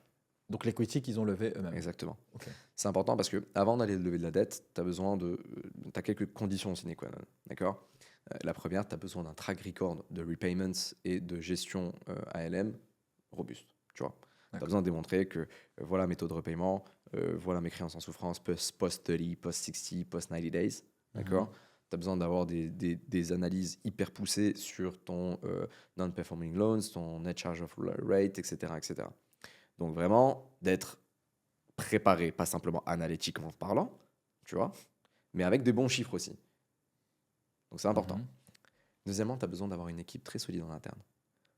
Moi, je vais te dire, même si on a plein on a des super associés, on a un super board member, on a des super investisseurs, c'est un métier que d'aller lever de la dette au Maroc. Hein. Ouais. D'accord, tu as des gens qui sont très bien payés pour faire ça dans des banques d'affaires ou tu as des banquiers d'affaires, mais tu as aussi besoin de gens en interne qui vont te faire ça. Et après, tu as besoin d'une réelle stratégie. D'accord. Donc, Je te parle au Maroc, mais à l'étranger. Hein, et tu as besoin d'une réelle stratégie. Qu'est-ce que tu fais? Est-ce que tu vas faire des dépôts de marge? Donc un margin call account? Est-ce que tu vas faire C'est-à-dire, c'est quoi un dépôt de marge? en gros, tu vas laisser $1 million dans une banque, Ouais. elle va t'enfiler 3 Ouais. avec des taux d'intérêt qui sont un peu plus faibles. D'accord? Donc ça, c'est bon pour toi. Mais si tu as des créances en souffrance non repayées, elle se sert dans le compte de $1 million. Tu vois? Donc la dette, elle est donnée par une banque. Exactement. Où tu vas mettre, pareil, tu mets de l'equity. Ouais. Tu mets Tu du mets, pas, capital. tu mets pas de l'equity de tes parts. Hein. Tu mets $1 million Oui, que c'est tu as du reçu capital. de. Voilà. Tu mets C'est du ça. capital que tu as levé. C'est ça. Tu le mets et tu te leverages sur 2, 3, 4 fois. Et ça, c'est de la Exactement. dette que la banque te donne. Mais par contre, elle peut prendre des margin calls dessus. Exactement. Deuxième solution que tu vas avoir, ça va être de pouvoir faire du debt equity mix. Donc, tu dis à la banque, OK, bon, ça, c'est pas un margin call, tu touches pas à mon argent, mais moi, je vais financer à hauteur de 2 millions, file-en moins 1. Tu vois, ça te permet de leverager, tu vois. D'accord. Mais tu vas payer ta dette très cher. Moi, d'ailleurs, j'ai un oncle banquier qui m'a dit un jour, Brahim, la première fois qu'on te donne un prix pour de la dette au Maroc, tu le prends. D'accord? Et montre au marché que tu vas finir par repayer. Et tu auras un prix qui sera de mieux en mieux. Et tu as un prix, et puis après, en fait, c'est toute une question d'acculturation. C'est une question de montrer que tes taux de créance en souffrance sont bas, etc., etc. C'est nouveau ce qu'on fait, personne ne l'a fait avant. C'est normal qu'un banquier va me dire, ouais, bon, je vais pas te donner le même prix que je vais donner à, je sais pas, moi, à une institution financière basée depuis 30 ans ici, tu vois. Et les Klarna, Affirm, etc. Ah là, eux, Qu'est-ce qu'ils ont fait? Ils ont levé de la dette. Ils ont levé de la dette au bout de longtemps. Hein. Au début, ils ont fait que sur capital. Ils ont Sur fait fonds que sur propres. Capital pendant longtemps. Tabi et Tamara, pendant 2 ans, sur Capital Equity. D'accord. Et tu es obligé de faire ça. Et donc ça, c'est leur stratégie. Et pareil en France, ils ont fait pareil. Et en France, en plus, c'était un peu plus compliqué parce que c'est un peu la même réglementation qu'au Maroc. Tu as vraiment très peu de créanciers qui peuvent prêter à des boîtes. D'accord. Tu vois. Au Maroc, je peux pas aller demander à une personne très riche dans ce pays de me prêter de l'argent. Ça n'existe Non, pas. ouais. Tu peux prêter dans un compte courant que si tu es associé à plus de 5%. Tu vois. Et tu peux pas avoir des boîtes qui prêtent à des boîtes et ce genre de choses. C'est ultra régulé et c'est pour ça l'une des raisons pour lesquelles les mécanismes de notes convertibles au Maroc, c'est extrêmement compliqué. Tu vois. Même si Donc, on pourrait dire que les temps de paiement, c'est une forme un peu de toute une partie quasiment de prêt entre entreprises. Quoi. ouais, bien sûr. Enfin, c'est pas des prêts, mais je veux dire, Ouais. c'est la chose qui ressemblerait le plus à un prêt. Exactement. Parce qu'il y a des taux de paiement, des temps de paiement qui sont longs. Et ben donc c'est des entreprises qui donnent l'argent des entreprises et qui vont bien se financer avec cet argent-là. Exactement. Ouais. Et donc la stratégie d'Alia, c'est très court terme, dans les prochains mois, d'être capable de lever de la dette. Et là, à ce moment-là, ce que tu fais, c'est que tu leverages. Tu leverages et tu augmentes ton capital velocity. Dans le BNPL, vu que l'argent est prêté en moyenne 6,7 fois dans l'année. Tu Ok. vois. Parce que c'est sur 2 mois. C'est ça. Ok. Tu vois, nous, En on moyenne, est c'est sur 2 mois. Donc, nous, on est sur du cash cycle de, il me semble, 58 jours, un truc du style. c'est le temps moyen après lequel tu es remboursé. Ouais, ou dans un temps moyen, à partir duquel un dollar total prêté, cumulé, parce que je le prête par mois cet argent, Ouais. est totalement remboursé. Ce qui fait qu'en fait, tu es sur 6,7 à peu près. Et $1 est prêté 6 fois dans l'année. 6 fois dans l'année. Mais là, si tu ramènes du leverage et de la dette, ça peut monter jusqu'à 20. Ça peut monter jusqu'à 50. D'accord. Donc, tu lèves, je sais pas, moi je donne un chiffre au hasard, 4 millions d'euros. Tu prends 3 millions. Tu peux lever, au lieu de financer, au lieu de le prêter 6 fois. 6 fois dans l'année, tu peux le prêter Donc 20 fois. 18. Tu peux le prêter 20 fois. Donc 3 fois 20, 60. 60 millions d'euros. Tu pourrais faire ça. Ok. C'est C'est le plan. Bah, je nous le souhaite, mais après, c'est pas. Il faut y aller doucement, tu vois, parce qu'il y a un truc aussi, c'est ça où c'est. Le BNP, c'est frein, accélérateur. Frein, accélérateur. Je te promets, moi, il y a des matinées où je me lève et de 8h à 10h, on est en mode accélération. À 10h50, on est en mode frein. Ouais. C'est ouf. Genre, c'est ultra dynamique. Tu peux pas te planter. Accélération, ça veut dire quoi? Ça veut dire Accé- il faut aller plus vite, aller plus vite, faut prêter plus, etc. prêter plus. Et freiner, c'est quoi? C'est te arrêter, dire. temporiser un certain partenariat. Moi, j'ai un super partenariat dans l'électroménager que j'espère on va le sortir. Mais sauf qu'il faut le financer. Il faut le financer. C'est des dizaines, des centaines de millions de dirhams à financer. Il faut le faire. Et tu peux pas te lancer avec lui après lui dire au bout de 2 mois Tu sais, C'est trop, j'ai ouais. plus rien. Ouais. Désolé, il va falloir qu'on arrête les opérations. Non, non, non, parce que déjà, ta réputation, foutue. Et deuxièmement, crédibilité. Et troisièmement, Ok. besoin de fonds de roulement. Tu vas laisser tomber tous tes autres marchands. Aujourd'hui, vous avez combien de marchands? On est sur plus d'une centaine, là. Centaines de lieux Centaines ou de brands ou de marques. Non, on est sur sur presque 100 enseignes, mais Enseignes. plus de 100, de 100, de 100 POS. En fait, nous, la stratégie dès le départ, ce qu'on a fait, on s'est focalisé sur des points de vente uniques. Tu vois. D'accord. Donc, je te donne un exemple tout simple. Pas des, Un vendeur de mobilier à et pas Pamiers, et pas des chaînes, c'est ça que tu veux dire? c'est venu après ça. Parce C'est- qu'il faut plus d'argent. Ouais, c'est venu après, mais aussi parce que c'était plus compliqué. Et d'ailleurs, et c'est là où le hard work pays off. Tu vois, ta réputation en tant que boîte pays off. Il y a des super retailers qu'on a aujourd'hui avec nous. Moi, j'étais allé les voir il y a 1 an, 2 ans. Et ils nous ont dit, écoute, t'es pas encore prêt, je pense que j'aimerais voir comment ça se passe, parce que, écoute, encore une fois, 99% des jeunes qu'ils ont vu passer en phase 2, ils sont allés les voir, et en fait, ça n'a jamais marché. Ouais. Ou ils sont jamais revenus les voir parce que, c'est entre-temps, bon, la boîte avait die. Ouais. Tu vois, là, c'est l'inverse qui s'est passé. Tu reçois des coups de fil parfois de gens, et t'es là en mode, wow, c'est incroyable, attends, pourquoi il m'appelle? Et tu réponds, et il te dit, salut, Brahim, on démarre quand? Tu vois, Ouais. ça, c'est génial. Et c'est là où on a commencé à ouvrir des chaînes dans le fashion retail, dans le mobilier. Je peux, malheureusement, si je cite une marque, je suis obligé à chaque fois de les citer. C'est même une loi au Maroc. Et Donc, donc, quoi? D'autres marques? ouais, c'est ça. Ok. C'est-à-dire que je préfère ne pas citer une seule Ouais. marque en particulier. Tu vois. Donc une centaine d'enseignes. Une centaine d'enseignes Mais et quand quelques je dis enseigne, centaines. c'est magasin ou enseigne dans le C'est une sens partenaire? C'est une marque. C'est Ok. partenaire, c'est Mais par partenaire. contre, plus de magasins que ça. Exactement. Tu peux avoir des enseignes qui ont plusieurs sous-marques. D'accord. Tu en as particulièrement d'ailleurs dans le fashion retail. Tiens. Et donc là, ce qu'on a fait, ces 3-4 derniers mois, c'est du warehousing. On a un stack de contrats ready to go. Et tu as certains commerçants qui sont déjà onboardés et ils attendent juste qu'on soit prêt. D'accord. Et quand tu es comme ça, en fait, ça te permet de hit the ground running, d'aller très vite, de bien préparer les équipes en magasin parce qu'on les forme, on les train, on les onboard, on leur offre même des petits goodies, tu vois, genre avec un agenda, un mug, etc., etc. Parce que celui qui va vendre, il y a pourtant en magasin. C'est pas Brahim qui a le temps d'aller en magasin pour accueillir chaque commerçant. Ouais. Il Même si parfois il le fait, il faudrait pas qu'il le fasse. Mais il faut que tu reward ou incentivize un peu, si tu veux, c'est parce que c'est pas tes vendeurs, c'est des gars qui bossent là-bas. Et donc ça, c'est toute une stratégie de merchant operations. Ouais. Et ça, c'est ce qui nous a pris le plus de temps à craquer en interne. Et alors aujourd'hui, tu as combien de... Je sais pas, est-ce que tu parles de GMV? Est-ce que c'est des nombres de paiements fractionnés qui sont passés par Alia? Vous en êtes à combien aujourd'hui? Alors nous, on est très discret sur les chiffres qu'on fait chez Alia.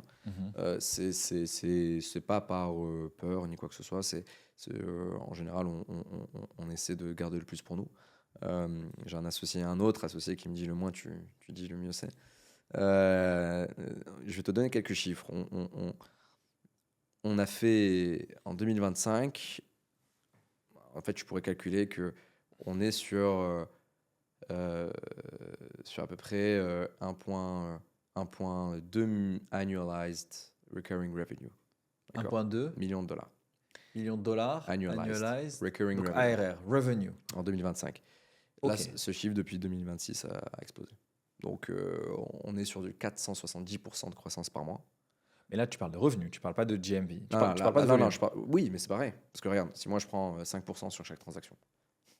Alors attends, je parle de GMV ici. Là, tu parles de GMV. Je parle de GMV. Ok. Mais en termes de croissance, Ok. c'est le même ratio. D'accord. Oui, pardon, en termes de croissance, c'est le même. En termes de montant, c'est pas le même ratio. Exactement. Et donc, sur 2025, en GMV, C'est marrant, à chaque fois, j'ai cette petite confusion quand on parle de revenus versus GMV, parce que nous, on n'appelle pas le revenu chez nous revenue, on l'appelle le merchant discount rate.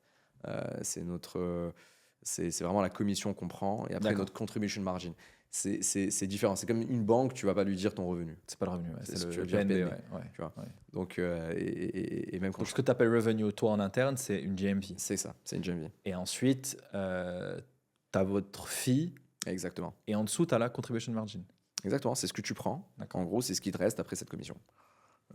Et ça te permet de financer d'autres choses. Et alors justement, parce que le business model est intéressant, parce qu'en gros, ce que je comprenais, c'est que la personne qui est le client, la personne qui achète, ne paie rien. Ouais. Donc c'est 0%. Il n'y a pas de, je sais pas, sur 10 000 dirhams, 50 dirhams ou autre. Donc comment ça fonctionne? Est-ce que j'imagine que c'est le retailer qui paye un fee? Ouais. Comment c'est structuré? Alors, c'est un choix de conviction, avant toute chose. C'est différent de ce qui se fait ailleurs? C'est similaire de ce qui se fait au Moyen-Orient et en France, jusqu'à certains montants ou certains types Ok. de En fractionnement. France, parfois, je crois que le client paye quelque chose. Ça dépend. Ça Ça dépend. dépend si le paiement est en plus de 4 fois.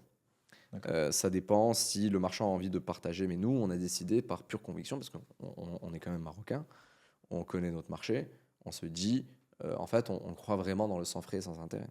Mhm. C'est plus qu'une conviction, c'est une proposition de valeur chez le client.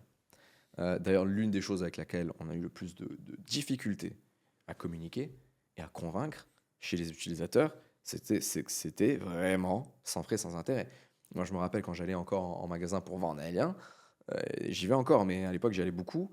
Il y avait une femme adorable, elle me disait impossible. Et elle travaille en banque. Elle me fait impossible que ce soit sans frais, sans intérêt. Je fais, mais là, c'est vraiment sans frais, sans intérêt. Elle me fait, voilà, je travaille en banque, je sais comment est-ce que vous allez faire votre argent. Attention, il y a vos marges, il y a vos tags, il y a tu vois. Et là, je suis en train de lui dire, bah, écoutez, en fait, nous, on prend une commission chez le commerçant. Et je n'ai pas le droit de vous prendre un dirham.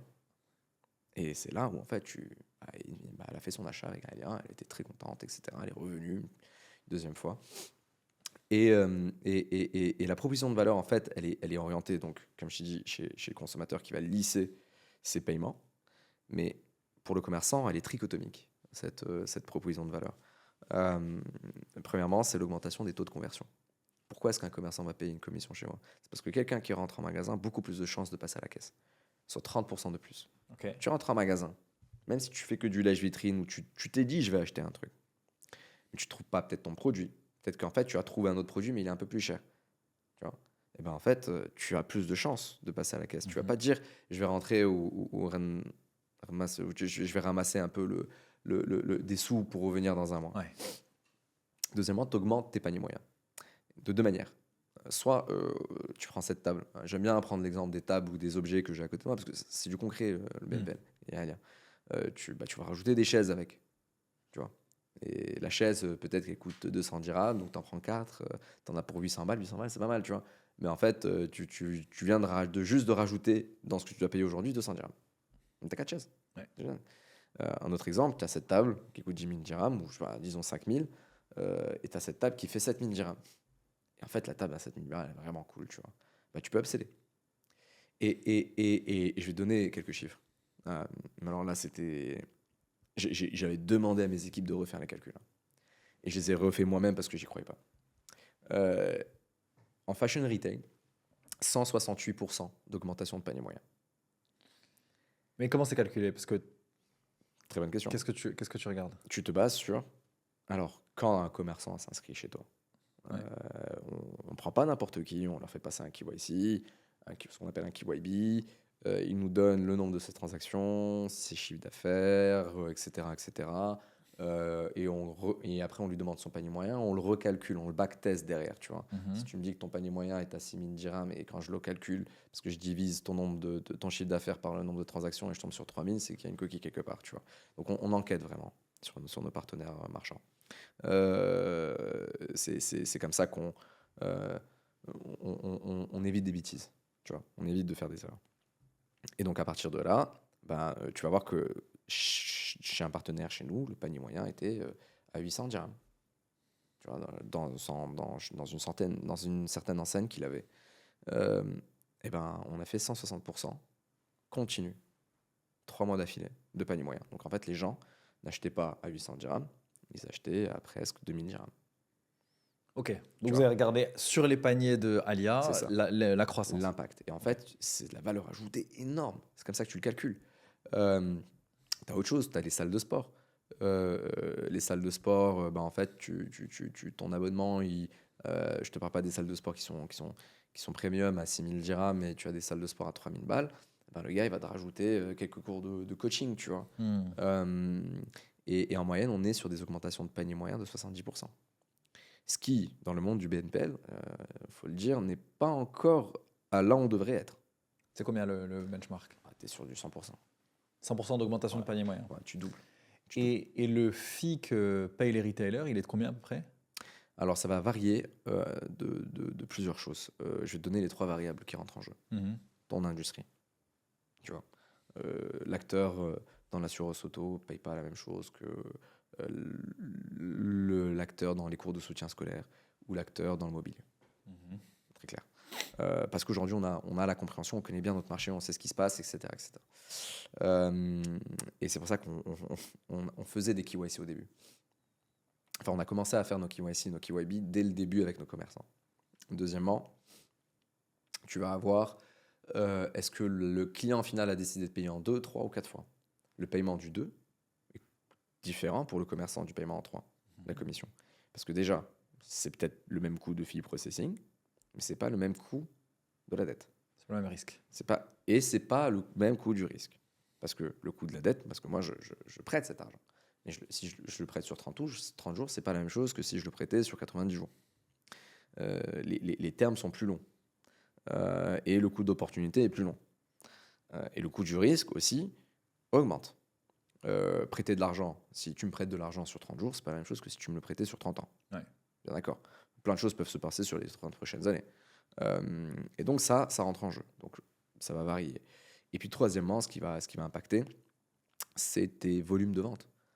Naturellement, plus tu scales, moi j'ai besoin d'investir pour générer des revenus avec toi. Ouais.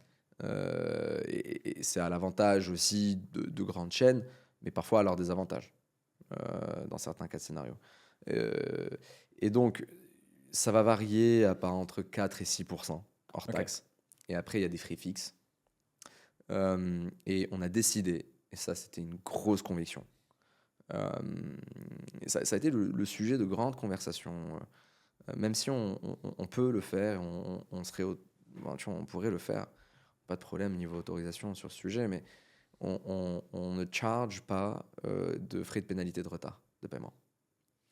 Ça biaise ton business model, mais terriblement. Parce que c'est des pénalités qui sont extrêmement expensives, très onéreux, et parfois en fait ça représente aux US un moment durant la crise des taux d'intérêt où le BNPL a cartonné et que en fait les taux d'intérêt sur les credit cards étaient tellement chers qu'en fait les clients ont basculé sur le BNPL. C'était 10% des revenus, enfin des net revenues du coup. Des boîtes de BNPL. Mais ça te biaise complètement ta stratégie financière, ta stratégie commerciale en tant que boîte. C'est-à-dire que c'est simple, tu as un PNL, tu as $1 sur 10 qui vient de ça, tu vas tenter de tout pour le garder, tu vois. Donc tu as envie de continuer à laisser les gens rester dans ce sort de cycle, tu vois. Et l'idée, c'était let's not start with that. Et d'ailleurs, il y a beaucoup de startups ou beaucoup de BNPL qui ont laissé tomber ça. Au Moyen-Orient, ils l'avaient, les penalty fees. Ils ont arrêté. Et c'est pas parce qu'ils sont Sharia compliant. C'est Sharia compliant, même dans les... il me semble, dans ce modèle-là, tu peux toujours avoir des frais de pénalité en cas de retard de paiement. Mais, en tout cas, nous, on a fait le choix de ne pas faire ça, de ne pas se polluer un business model dès le départ. Ouais. Est-ce qu'on le fera un jour? Là, ça aurait été payé par les clients. Exactement. Exactement. Parce qu'on avait envie de continuer à... Tiens, il faut vulgariser un marché. C'est à toi, en fait, d'éduquer, de vulgariser, d'expliquer pourquoi est-ce qu'il faut repayer. Nous, quand on a des gens qui ne repayent pas, en fait, je rigole pas, c'est un cas sur 3 ou un cas sur 2. Le mec, c'est pas sa faute. Hein. Le gars, il a oublié de provisionner son compte, c'est une dame s'est fait voler son sac, etc. Elle a complètement oublié qu'il y a 30 jours, il y a 30 jours, elle avait dit OK pour être prélevé aujourd'hui. C'est génial. C'est pas quelqu'un qui ne veut pas payer. Quoi. Et après, tu as plein d'autres revenus streams dans le BNPL. Ça, c'est juste pour conclure la partie sur les frais de pénalité, parce que tu as plusieurs revenue streams. Hein. Et là, ce sur quoi on va bientôt se lancer, c'est tout ce qui est ads et référencement. Une fois que tu arrives, Sur l'application. absolument, bien sûr, Parce que du coup, moi, j'ai l'application. Je peux regarder Tes les partenaires. magasins que vous avez en bien partenariat. sûr, tu peux regarder les promotions. Je peux regarder les produits. Ouais. Et les promotions. Pas les produits, pas encore. Là, tu vas sur un e-commerce play. Tu vois. D'accord. Et l'e-commerce play, c'est du warehousing, c'est de l'inventory, c'est du last mile delivery. C'est un Parce qu'il y a des BNPL qui font ça. Comme ils ont les Très gens peu. sur une app, ils vont Très sur peu. l'e-commerce. Très peu. Je vais te dire qui l'a tenté. Klarna, mais elle ne gère pas en direct. C'est-à-dire que c'est à travers des kits d'intégration, Des third parties, ok. des third parties. Mais par contre, ce que tu disais, ce que tu peux faire aujourd'hui avec ton app, c'est j'ai tous mes partenaires et ils peuvent être mis en avant sur l'app. On peut mettre en avant une promotion avec tel partenaire ou autre, c'est ça? Bah, tu veux un abonnement Nextwave, On n'a pas encore tu veux- d'abonnement, mais on va Ouais, le lancer en paiement, En paiement en fractionné plusieurs si on fois. le lance. je te donnerai un bon taux. Et en fait, ben, tu vois, pour les 100 premiers utilisateurs, tu vas proposer 10% off et on va te mettre en première. Ou tu es en campagne marketing et en fait, c'est une page publicitaire. Ok. Une fois que tu arrives à des dizaines ou à des centaines de milliers d'utilisateurs, c'est des clients potentiels. Et donc là, ce qu'on appelle le ad referencing. Quand tu vas sur Klarna, tu as des marques. Quand tu vas sur Tabi et Tamara, tu as des Et je marques. suis sûr T'as que pas ça de produits. représente une partie significative des revenus. C'est aujourd'hui, ça va jusqu'à 15. C'est énorme. C'est C'est comme sur les Uber Eats Co. Maintenant, la part des pubs est énorme. Exactement. Et d'année en année, elle augmente. C'est des Exactement. boîtes qui deviennent quasiment, peut-être pas quasiment des médias, parce qu'en fait, tu passes beaucoup de temps sur Uber Eats, sur Uber, et tu as toujours un pop-up qui sort, et donc c'est un business model aussi Absolument. d'ads. Et jusqu'à aujourd'hui, tu peux prêter, enfin, ton montant max, Ouais. il est de combien? Il y a 15 000 dirhams par achat. 15 000 dirhams par achat. Qu'est-ce qui t'empêche de passer à 20, 30 000, 50 000, que demain ce soit une voiture? Enfin, si on pousse le truc. De l'intelligence, avec beaucoup d'humilité. C'est un autre métier que de financer une voiture. C'est un autre métier que de financer des créances lourdes. Tu serais plus sur un modèle United, qui lui, du coup, est en France un réel modèle de crédit à la consommation, mais avec un stack BNPL attaché à l'arrière, tu vois. D'accord. Qui a commencé comme un Exactement. du crédit conso et qui a rajouté du BNPL. Exactement. D'accord. Ou dont le BNPL n'est pas son cœur de métier. Tu vois. Il faut connaître sa place. Tu vois. D'accord. Déjà, c'est pas la même étude de risque parce que une voiture, déjà, c'est comment on appelle ça, c'est un crédit affecté. Mhm. Tu vois. Donc je sais, c'est immatriculé, je connais ton adresse, etc. etc. Pour tout le reste des crédits non affectés à plus de 20, 30, 40 000 dirhams, là, ton risque augmente considérablement. Ouais, parce que Et là, là, c'est je vais vrai que là, on est retourner- allé loin avec les voitures, mais C'est ça. entre les deux, il y a pas Entre mal les de deux. choses. Entre les deux, c'est que le risque augmente beaucoup. Ouais, le risque augmente beaucoup et il faut beaucoup de robustesse. Et je pense que c'est là où tu rentres dans la cour des grands. Tu vois, quand je dis les grands, c'est les acteurs de crédit à la consommation, les banques, où tu as besoin de provisionner et tu as besoin d'avoir une conformité assez particulière. D'accord. Il faut jamais insulter l'avenir. Ça, c'est un des conseils préférés d'un de mes associés. On y arrivera peut-être un jour, mais il faudra passer par un parcours réglementaire lourd et long, mais vaillant. Donc, peut-être qu'un jour, on y arrivera. Mais pour l'instant, il n'y a vraiment pas besoin d'augmenter ce panier. Genre, c'est pas un truc dans le conseil d'administration où ça a été discuté récemment, quoi, tu vois, genre, on est très bien avec les 15 000 C'est pas le balles. sujet pour l'instant. Il y a suffisamment de chaînes de mobilier, de providers de police d'assurance, etc., etc. Il y a des cas où, en effet, c'est contraignant. Je donne un exemple. Tu as une compagnie aérienne. Tu as un gars avec sa femme, ses 2 enfants, ils vont voyager. Et le billet, il dépasse de 15 000 balles. Tu vois. Ça arrive. Ouais. Je te donne un autre exemple. Tu vas acheter un festival, tu vas acheter un billet pour un festival à Casablanca. Le pass 10 jours est à 4 000 balles. Tu veux l'acheter pour ta femme et ton fils, et en fait, ça dépasse les 15 000 balles, etc. etc. Donc, tu as des cas où c'est un peu contraignant, pareil pour les écoles, pareil pour les cours de soutien scolaire. Mais on arrive à trouver une balance tout en restant, si tu veux, dans le cadre de ce qui nous. De ce à quoi on ne s'est pas opposé réglementairement parlant, Ouais. à nous, tu vois, dans le cadre de notre non-opposition Justement, on n'a pas encore parlé de Ouais. réglementation. Ouais. Et tu m'as expliqué un peu avant qu'on commence le podcast la différence entre non-opposition, c'est-à-dire avoir un feu vert, et agrément, et etc., autorisation. Enfin, il y a plein de choses différentes. Ouais. Ton parcours réglementaire, comment il s'est passé avec Michael Marley, et qu'est-ce que vous avez aujourd'hui qui vous a permis de commencer à travailler? Alors, c'est un très bon point parce que beaucoup de personnes utilisent le mot agrément, autorisation. Nous, on n'a jamais prononcé ces mots, en fait. Donc, et parfois, c'est même un peu contraignant parce que je dois parfois me justifier pour des choses qu'on n'a pas fait. Alors, si tu veux, les dahir existants qui régissent le cadre bancaire et du crédit à la consommation, Mhm. il a été rédigé il y a 70 ans. Ouais. D'accord. Il y À a l'époque, il n'y avait le pas de mot, fintech. il y a pas le mot BNPL, quoi. Ouais, il n'y avait pas le mot de BNPL, il n'y avait pas paiement fractionné, on ne savait pas ce que c'était la tech, on ne savait pas ce que c'était le core banking system, etc., etc., tu vois. Et, et donc, si tu veux, le modèle actuel, enfin, ou le cadre réglementaire, n'était pas forcément, c'est pas qu'il n'est pas adapté, c'est qu'il n'a pas su évoluer. Enfin, il n'avait pas évolué à l'époque. Attention, là maintenant, il y a des nouvelles circulaires exceptionnelles qui sortent, etc., qui ont été baquées par les régulateurs de toutes sortes, qui passent par le Parlement. C'est passé par la Chambre des représentants, ça passe. Voilà. Bon. Donc, c'est en train de changer. Maintenant, euh, il fallait parler à ce régulateur qui est Banque El Maghreb. Tu vas pas demain te réveiller et aller prêter de l'argent à des gens sans frais, sans intérêt. C'est le meilleur moyen de te retrouver dans le pétrin. Voilà, tu vois. Donc, nous, on a fait un travail de co-construction.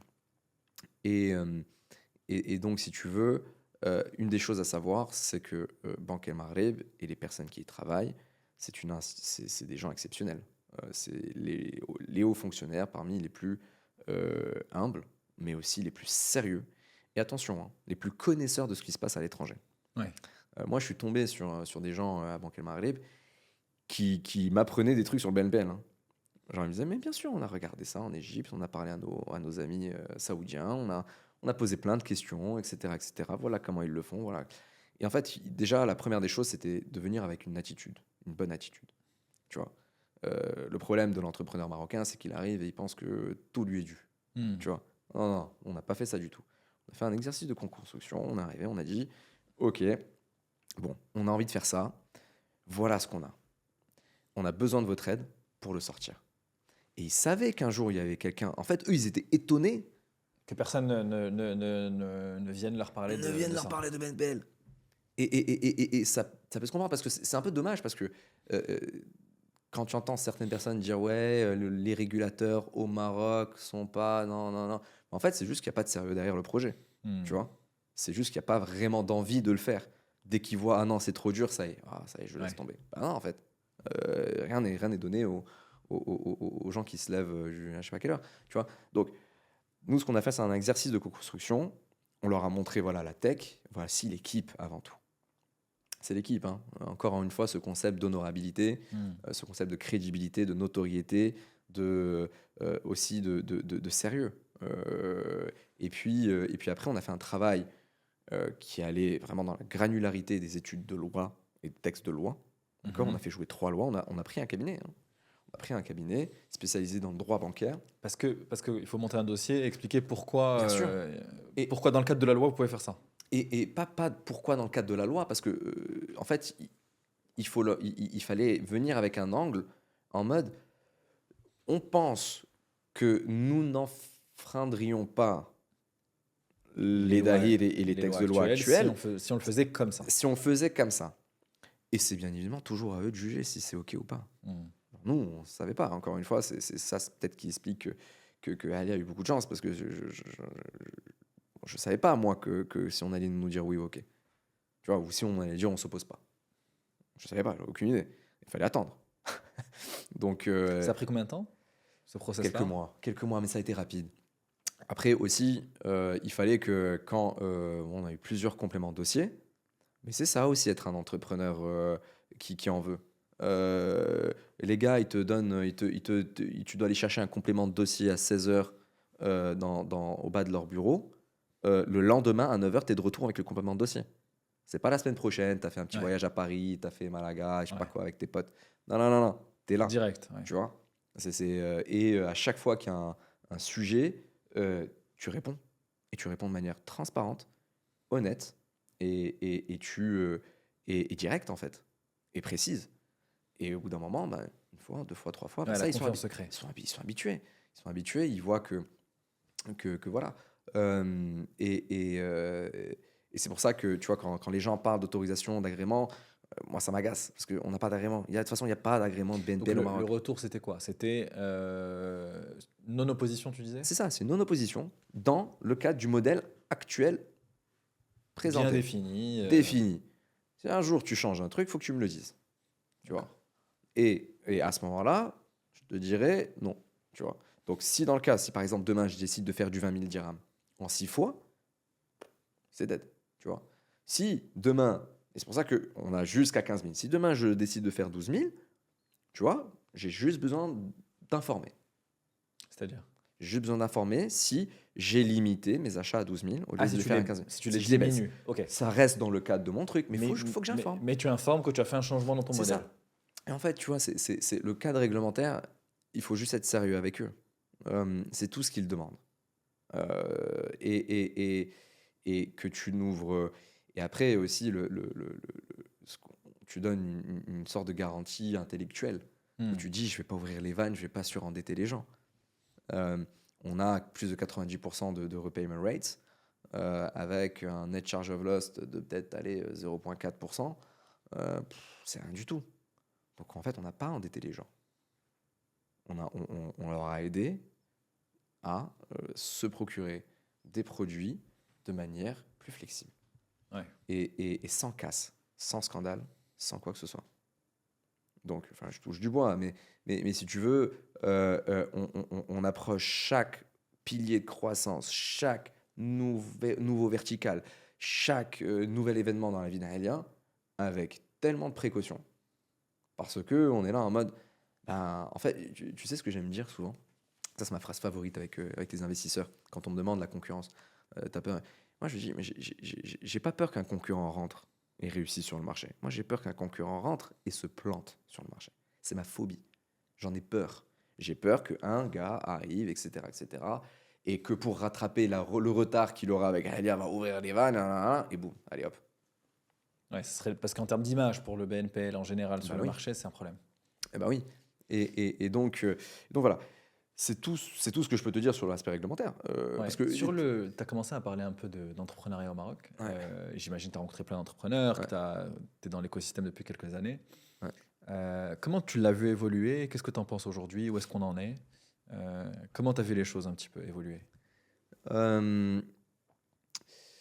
C'est compliqué. Je suis mitigé sur cet écosystème tech pour plusieurs raisons. Et d'un côté comme de l'autre, hein, Ouais. côté investisseur comme côté entrepreneur. Ouais, mais on va parler des deux. Ouais. Là, je vois. Alors déjà, il y a des gens qui ont ouvert la voie dans ce pays. D'accord. Ouais. D'un point de vue tech, tu veux dire? D'un point de vue tech et écosystème entrepreneurial. Ouais, c'est sûr. Il y Ce a- qu'on peut pas enlever, c'est que sur les 5 dernières années, on a beaucoup plus parlé de tech qu'avant. Et ça a été permis par quelques personnes qui ont beaucoup parlé de tech et qui ont fait des choses, qui ont monté des boîtes. Parce que 10 ans, il y a 10 ans, c'était un autre C'est ça. monde. C'est ça. Il y a un entrepreneur en particulier, sans le citer, je pense que bon, avec les boîtes qu'il a créées et la boîte qu'il est en train de faire avancer aujourd'hui, sa plus belle contribution à l'écosystème entrepreneurial marocain, c'est d'avoir ouvert la voie, ça a été d'avoir ouvert la voie à tous les autres startups. Ouais. Et peut-être qu'il ne le réalise pas en fait. Mais c'est vraiment pour moi sa plus belle contribution qu'il ait faite. Et donc, l'entrepreneur marocain, déjà, ils se ressemblent. Ils se ressemblent. C'est dur à dire, mais ils se ressemblent. Ils se ressemblent parce qu'ils parlent le même langage que celui qui va lui permettre d'avancer dans son projet, des levées de fonds. Et cet entrepreneur sort pas de sa zone de confort. Très souvent. Il y en a qui le font. Mais c'est un entrepreneuriat lent, tu vois. C'est... Et moi, j'ai eu du mal avec ça. Parce que moi, je speed du lundi au dimanche soir. Tu vois, j'ai pas pris de vacances depuis 3 ans. C'est peut-être pas une bonne chose, mais en un an, je pense qu'on en est déjà à notre pré-série A. On a avancé comme des bourrins et on va continuer à le faire. Parce que we don't have time, we need to go fast. Surely, but fast. Et l'écosystème entrepreneurial tech marocain, Ouais, par contre, en revanche, est rempli de gens. qui prennent un peu le temps, un peu pas trop de risques, C'est ça, confort, pas trop de quoi. risques, Ouais. exactement. Doucement, doucement. Moi, je trouve ça vraiment dommage que je connais des entrepreneurs qui ont laissé tomber parce que, tu vois, justement, c'était trop dur. Et parfois, oui, c'est dur. Ouais, bien sûr, t'attends qu'il y a un Gugus qui appuie sur un bouton. C'est ouf. Ça rend fou, hein, dans ce pays. Mais il faut trouver le moyen de peut-être, D'y arriver. tu vois, lui ramener, je sais pas, moi, tu vois, je sais pas comment on appelle le truc des marionnettes, là. Mais voilà. Et après, par contre, il a évolué. Ça, c'est ma conviction personnelle, tu vois. Euh, il a évolué. Là, on voit une nouvelle vague de nouveaux entrepreneurs. Mais alors là, qui en veulent, qui ont la tête très bien faite, qui ont de grosses convictions en termes de thèse. Mhm. Euh, Là, récemment, sur les ouais, 12 ouais. derniers mois. sur les 6-12 derniers mois. Ouais. Ok. Ouais, des jeunes qui rentrent, tu sais, qui ont fait de la banque d'AF, qui ont fait de la logistique, qui ont fait du conseil en strat, etc., et qui se battent pour des projets extraordinaires, qui sont parfois même plus osés que celui d'Aelia, dans des secteurs similaires, etc. Et t'es là en mode, ok, good, things are Carrément. changing, Ouais. tu vois, et qui approchent encore une fois cette même... voilà. Le problème, c'est que c'est un peu triste, mais faut être bien accompagné quand tu veux faire de l'entrepreneuriat au Maroc. Hmm. Surtout sur des choses sensibles. Et puis, on est quand même dans un entre-soi dans cet écosystème. Ouais, ça c'est clair. On se connaît tous. Et ce que tu disais sur les choses sur le fait que les gens se ressemblent, en fait, c'est un petit monde, quoi. Et à chaque fois, on se voit pitcher. La dernière fois, on a fait une blague à un copain. On lui a dit, tu peux rentrer chez toi, on va pitcher pour toi, tu vois. Ouais. Donc, on l'a dit affectueusement, tu vois. Parce que c'est un petit monde et que Et on tu se connais son tous. pitch, quoi. Je connais son pitch par cœur, tu vois. Genre. Et c'est un peu dommage parce que il y a énormément d'acteurs gouvernementaux, des accélérateurs qui font un travail de fond, tu vois. Donc je parle du ministère de la réforme numérique, je parle du ministère de l'industrie, je parle d'autres ministères, tu vois, qui font vraiment du travail de terrain pour permettre à cet écosystème de se lever, de se dire, guys, vous pouvez y aller, allez-y. Et c'est réel, hein, ça. Alors, ils ont vraiment besoin, parce que ça fait partie d'une politique future d'emploi. Ouais. Ils n'ont pas le choix. Il faut créer de l'emploi. Il va falloir créer de la richesse et de la valeur à un moment dans ce pays qui ne réside pas que dans l'agriculture, que dans le secteur bancaire ou que dans la pêche. Tu vois, genre, Au bout d'un moment, il faut diversifier. Et ça, c'est des politiques appuyées tu vois, de haut. Tu vois. Et donc, ils y mettent le paquet. Et donc, tout ce travail de fond est fait. Et c'est là où tu vois que ça me rappelle un truc. Ça me rappelle mon expérience en VC en Asie du Sud-Est. Mhm. C'était la même chose. Tu vois, le fondateur de Gojek, ex-McKinsey, ex-Harvard, tu vois, qui a fait un lycée américain là-bas.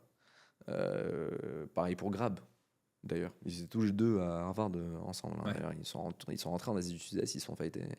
Ah ouais. Ils voulaient faire la même chose et ils l'ont fait chacun de leur côté. L'un l'a fait en Malaisie, l'autre l'a fait en Indonésie. Absolument. Ouais, exactement. Et c'était un projet de entrepreneurship class à Harvard. Comme quoi, c'est terne, mais ils le racontent tous les deux dans des podcasts d'ailleurs différents. Chacun de son côté. Chacun de son côté. Et donc pour toi, ça ressemble un peu à ce moment-là Exactement. sur le marché Asie du Sud-Est, il y a 5-10 ans.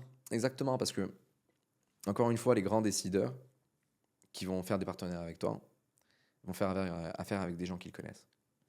Et c'est dur, tu vois, de démarrer un écosystème comme ça. Et moi, je suis persuadé qu'il y a une nouvelle vague d'entrepreneurs marocains qui ne ressemble pas du tout à celle qu'on connaît, toi et moi, qui va arriver sur le marché, et c'est déjà le cas. Et qui est technique. Et c'est une excellente chose. Ouais. Ça va faire bouger, ça va arriver pas mal de monde. Et justement, sur le fait de ne pas prendre trop de risques, etc., c'est quelque chose qui va changer un peu le marché. Absolument. Et puis aujourd'hui, en même temps où, tu vois, un VC marocain, il est beaucoup plus sensible à Shkunter, tu vois. Hmm. L'investisseur à Nairobi, il s'en fout que tu t'appelles X ou Y, que tu aies fait l'IET. Il sait même pas ce que c'est l'IET, il sait même pas ce que c'est telle école de commerce française. Lui, il connaît Ouais. Harvard ou la Wellou, tu vois. Ouais. Bah, lui, il va investir dans le gars, il va lui foutre 5 millions de dollars dans le compte en banque et good luck. Hein. Et le gars, il va se déchirer, tu vois. Et donc ça va être génial. Moi, j'ai vraiment hâte pour ça parce que, tu sais, même les corpos en sont demandeurs. Les corpos demandent plus de projets, Hmm. demandent plus de synergie. Et on reproche très souvent aux corpos de pas vouloir bosser avec les startups. Mais en fait, quand tu les écoutes et tu te poses avec eux, ils vont te dire, bah, il n'y en a pas un qui me fait de l'argent, quoi, en fait. Ouais, je ne suis pas une charité, je vais il pas... faut des gens sérieux, il faut des vraies synergies où ils vont pouvoir faire du business, quoi. Il faut de la création de valeur. Tu peux pas aller chez un PDG de banque et lui dire ouais fais ça parce que rien que tu as une stratégie ESG, tu vois. Genre non, fais un truc parce que tu vas me ramener de la thune. Ouais. Et c'est comme ça que le monde marche. Tu peux avoir le corps à gauche et le portefeuille à droite, tu vas toujours penser la même chose. Hmm. Et après, alors cet écosystème tech, il évolue, il a été un peu entaché par quelques reprises. À quelques reprises par des entrepreneurs, jusqu'au cas le plus récent d'un entrepreneur qui a disparu. Et Donc, donc, ouais, des cas, bon, ça dépend des cas, mais des gens qui vont lever des fonds, n'en faire rien, pas grand-chose, ou prendre une partie de l'argent, ou des gens malhonnêtes, quoi. ouais, Et ce qui casse un peu la confiance. mais ça casse la réputation de tout le monde, en fait. Ouais. On est tous on est tous en train de payer la facture à la fin. Et c'est pas une bonne chose. Mais ouais, donc à nous aussi, à chaque entrepreneur, de montrer voilà, un peu d'humilité, un peu de compassion envers les autres, tu vois, jamais d'arrogance. Et tu vois, faut pas aussi tenter de voler trop. Faut voler à attitude de croisière, tu vois. Ouais. Genre, faut pas aller. Ça sert à rien, tu vas tomber comme Icare. Et donc, faut pas aller voler trop bas non plus. Justement, parce que sinon tu t'endors. Ouais. Et après, non, je pense que sur les entrepreneurs tech marocains, et t'en as qui sont extrêmement humbles. T'as des super entrepreneurs, tu les as jamais entendus parler. Tiens, celui-là, je vais pas citer, mais celui-là, j'aurais bien aimé citer, tu vois. Et puis, du côté VC, les choses sont en train de changer. Ok.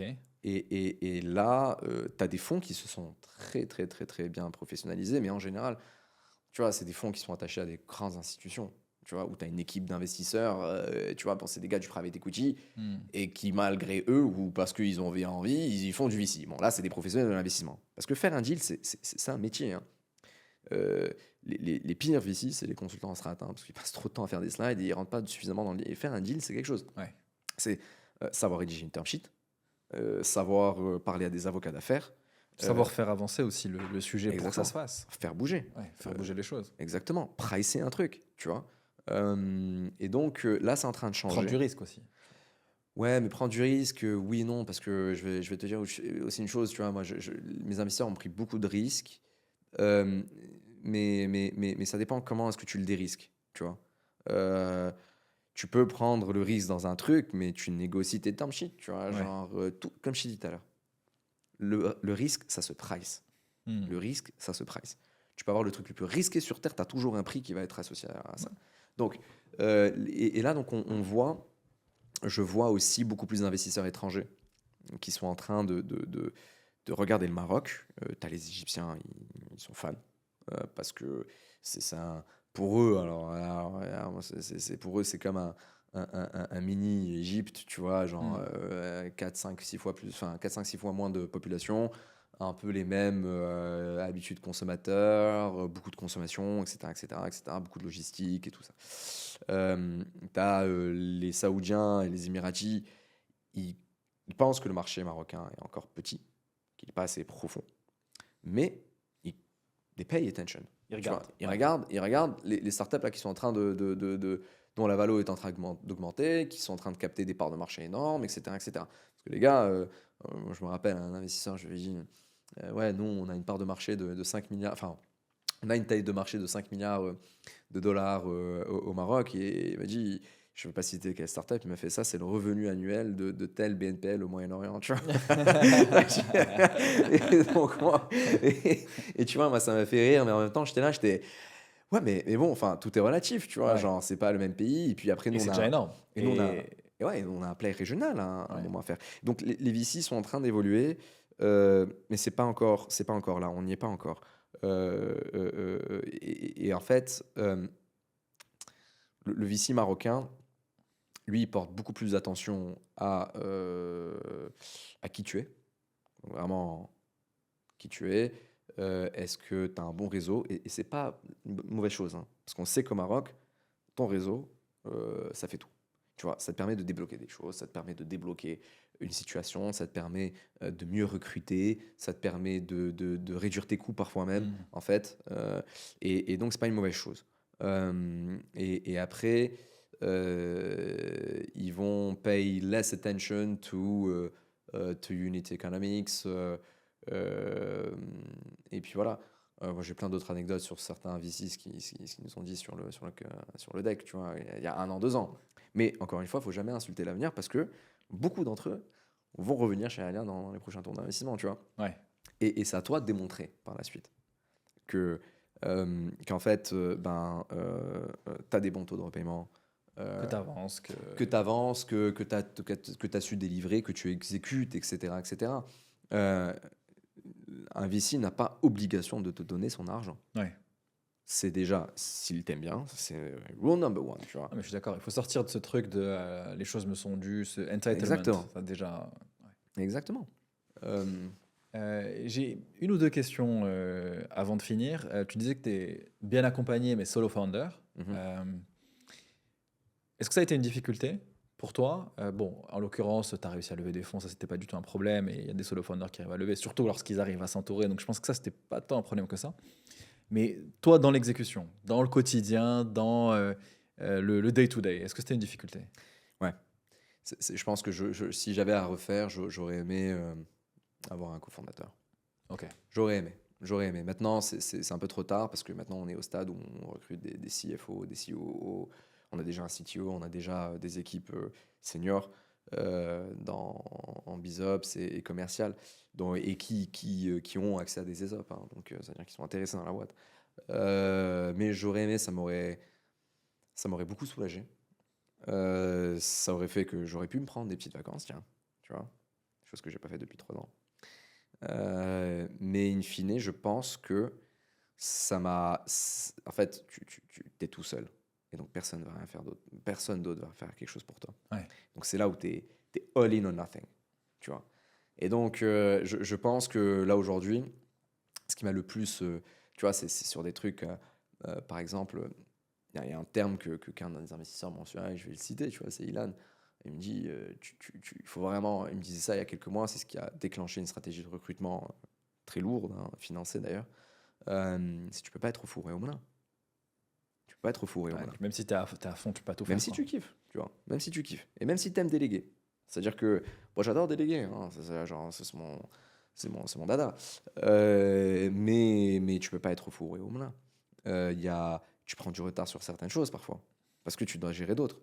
Ouais. Moi, je réalise qu'aujourd'hui, j'ai pas eu le temps de faire quelque chose parce que j'ai dû finir quelque chose d'autre. Ouais. Mais si tu te sépares les tâches, c'est encore mieux.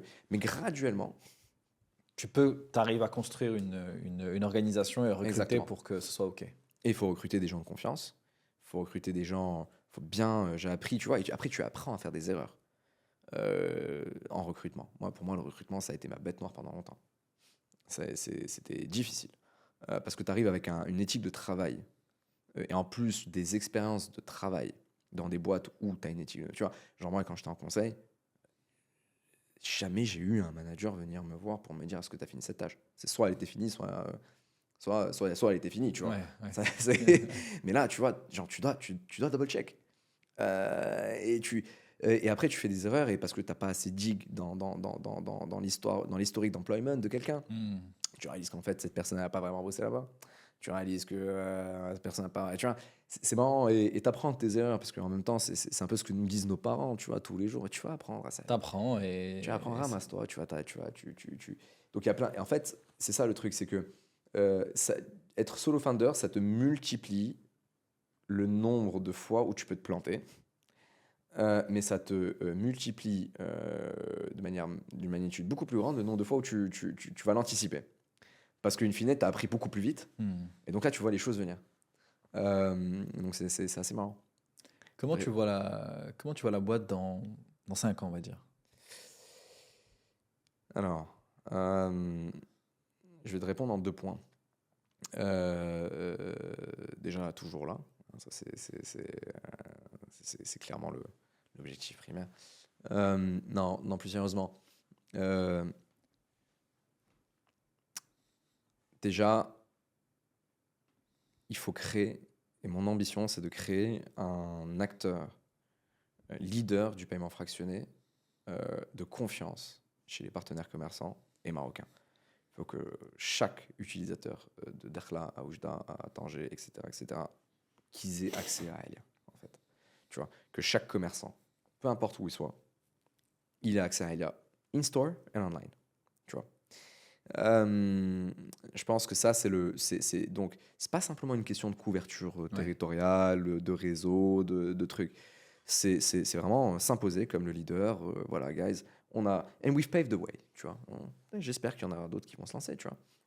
Et puis, deuxièmement, je pense que d'ici 5 ans, il y a 2-3 choses que j'ai bien envie d'exécuter, de délivrer. La première, c'est des expansions verticales sur des nouveaux produits.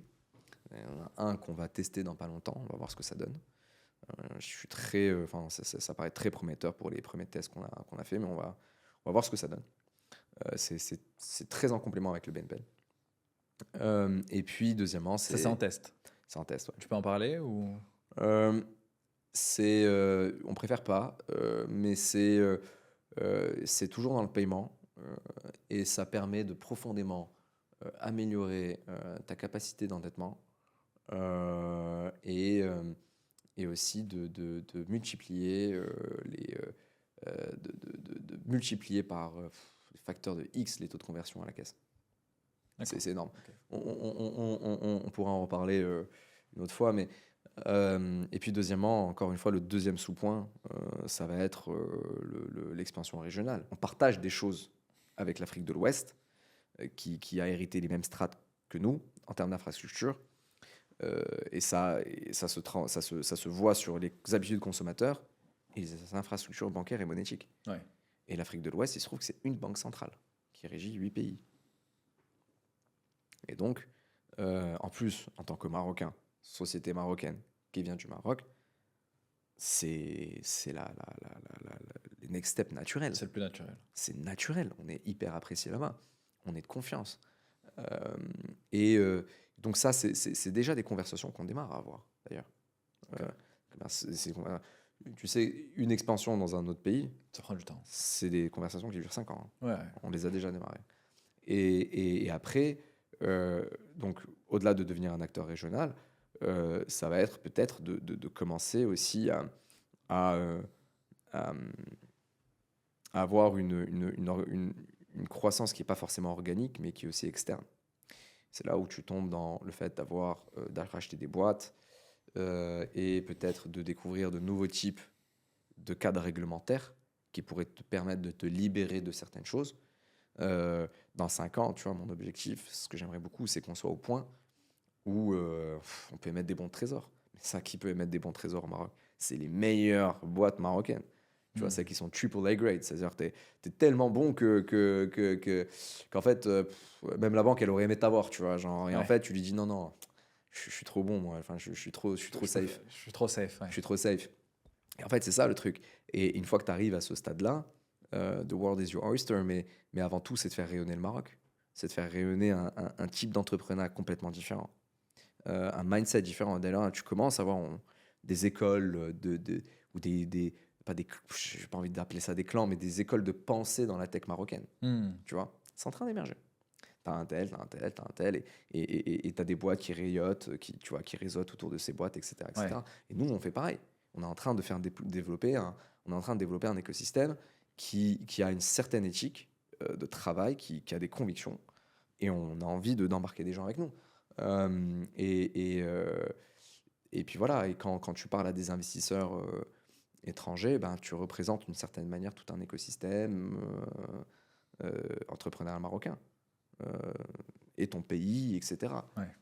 Rien que d'arriver à 5 minutes en avance, ça change tout. C'est clair. C'est dans les détails. Dans les petits détails que tu fais avancer un écosystème entrepreneurial marocain. Brahim, merci beaucoup. Avec grand plaisir.